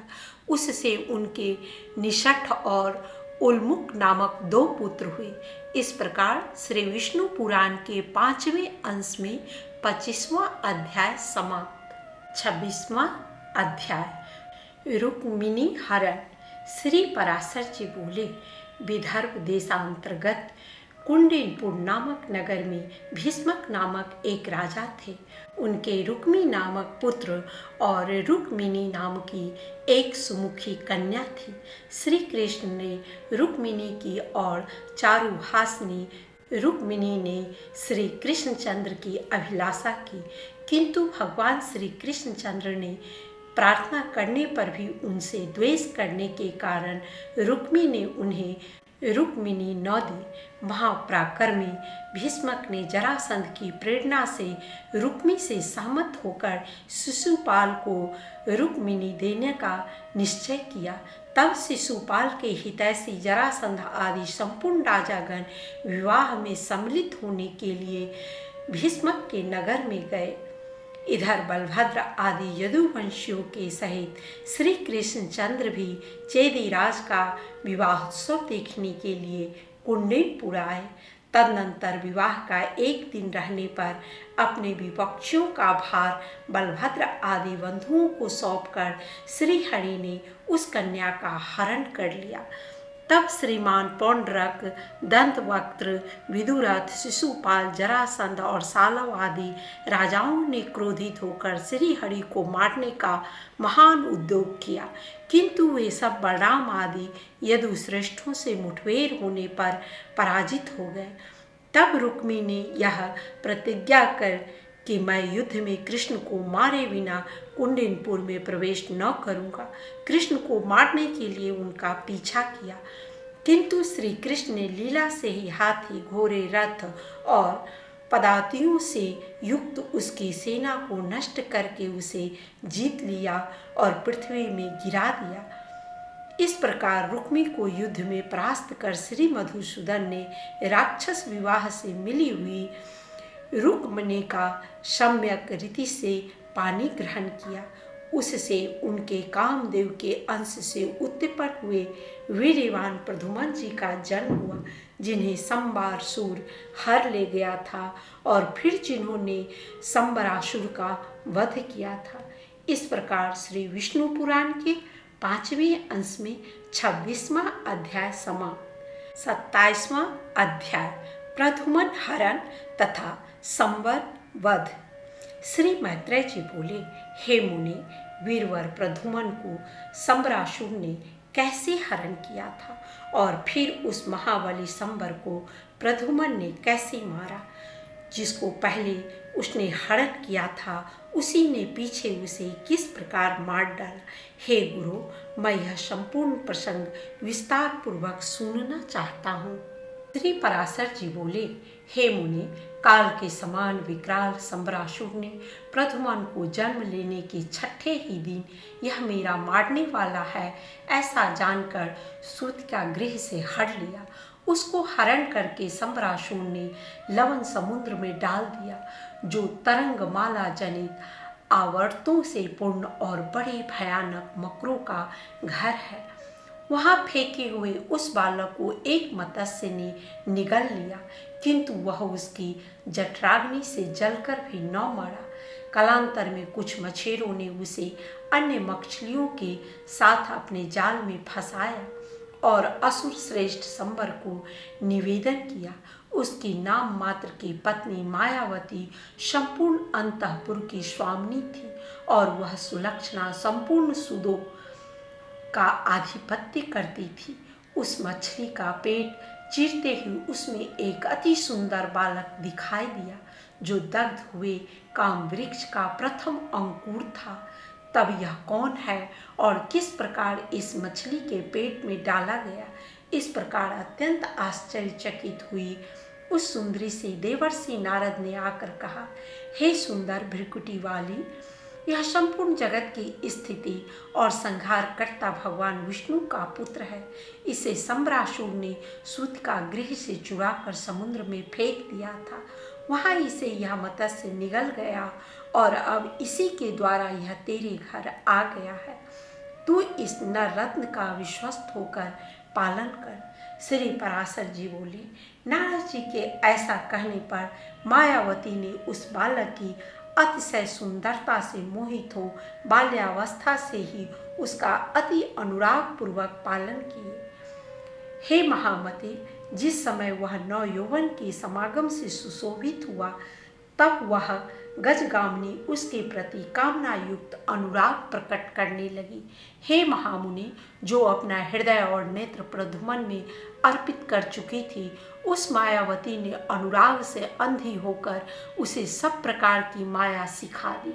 इस प्रकार अपने ऊपर आसक्त हुई उस कमल लोचना से कृष्ण नंदन प्रद्युम्न ने कहा, आज तुम मातृभाव को छोड़कर यह अन्य प्रकार का भाव क्यों प्रकट करते हो? तब मायावती ने कहा, तुम मेरे पुत्र नहीं हो, तुम भगवान विष्णु के तनय हो। तुम्हें काल संबर ने हर कर समुद्र में फेंक दिया था। तुम मुझे एक मत्स्य के उदर में मिले हो। हे कांत, आपकी पुत्र वत्सला जननी आज भी रोती होगी। श्री पराशर जी बोले, मायावती के इस प्रकार कहने पर महाबलवान प्रद्युम्न जी ने क्रोध से विह्वल हो सम्रासुर को युद्ध के लिए ललकारा और उससे युद्ध करने लगे। यादव श्रेष्ठ प्रद्युम्न जी ने उस दैत्य की संपूर्ण सेना मार डाली और उसकी 7 मायाओं को जीतकर स्वयं 8वीं माया का प्रयोग किया। उस माया से उन्होंने दैत्यराज काल संबर को मार डाला और मायावती के साथ उड़कर आकाश मार्ग से अपने पिता के नगर में आ गए। मायावती के सहित अंतःपुर में उतरने पर श्री कृष्णचंद्र की रानियों ने उन्हें देखकर कृष्ण ही समझा, किंतु अनिंदिता रुक्मणी के नेत्रों में प्रेमवश आंसू भर आए और वे कहने लगी, अवश्य ही यह नवयौवन को प्राप्त हुआ किसी बरभागिनी का पुत्र है। यदि मेरा पुत्र प्रद्युम्न जीवित होगा तो उसकी भी यही आयु होगी। हे वत्स, तू ठीक ठीक बता, तूने किस भाग्यवती जननी को विभूषित किया है? अथवा बेटा, जैसा मुझे तेरे प्रति स्नेह हो रहा है और जैसा तेरा स्वरूप है, उससे मुझे ऐसा भी प्रतीत होता है कि तू श्री हरि का ही पुत्र है। श्री पराशर जी बोले, इसी समय श्री कृष्णचंद्र के साथ वहां नारद जी आ गए। उन्होंने अंतःपुर निवासिनी देवी रुक्मिणी को आनंदित करते हुए कहा, हे सुभ्रु, यह तेरा ही पुत्र है। यह सम्रासुर को मारकर आ रहा है, जिसने कि इसे बाल्यावस्था में सूत का गृह से हड़ लिया था। यह सती मायावती भी तेरे पुत्र की ही स्त्री है। यह सम्रासुर की पत्नी नहीं है। इसका कारण सुन। पूर्व काल में कामदेव के भस्म हो जाने पर उसके पूर्व जन्म की प्रतीक्षा करती हुई इसने अपने मायामय रूप से सम्रासुर को मोहित किया था। यह मत विलोचना उस दैत्य को विहार आदि उपभोग के समय अपने अति सुंदर मायामय रूप दिखलाती रहती थी। कामदेव ने ही तेरे पुत्र रूप से जन्म लिया है और यह सुंदरी उसकी प्रिया रति ही है। हे शोभनी, यह तेरी पुत्र वधू है। इसमें तू किसी प्रकार की विपरीत शंका न कर। यह सुनकर रुक्मिणी और कृष्ण को अतिशय आनंद हुआ तथा समस्त द्वारकापुरी में साधु साधु कहने लगी। उस समय चीरकाल से खोए हुए पुत्र के साथ रुक्मिणी का समागम हुआ देख द्वारकापुरी के सभी नागरिकों को बड़ा आश्चर्य हुआ। प्रकार श्री विष्णु पुराण के 5वें अंश में 27वां अध्याय समाप्त। आज का ये एपिसोड यहीं समाप्त होता है। मिलते हैं फिर अगले एपिसोड में। महादेव की कृपा आप सबों पर बनी रहे। हर हर महादेव।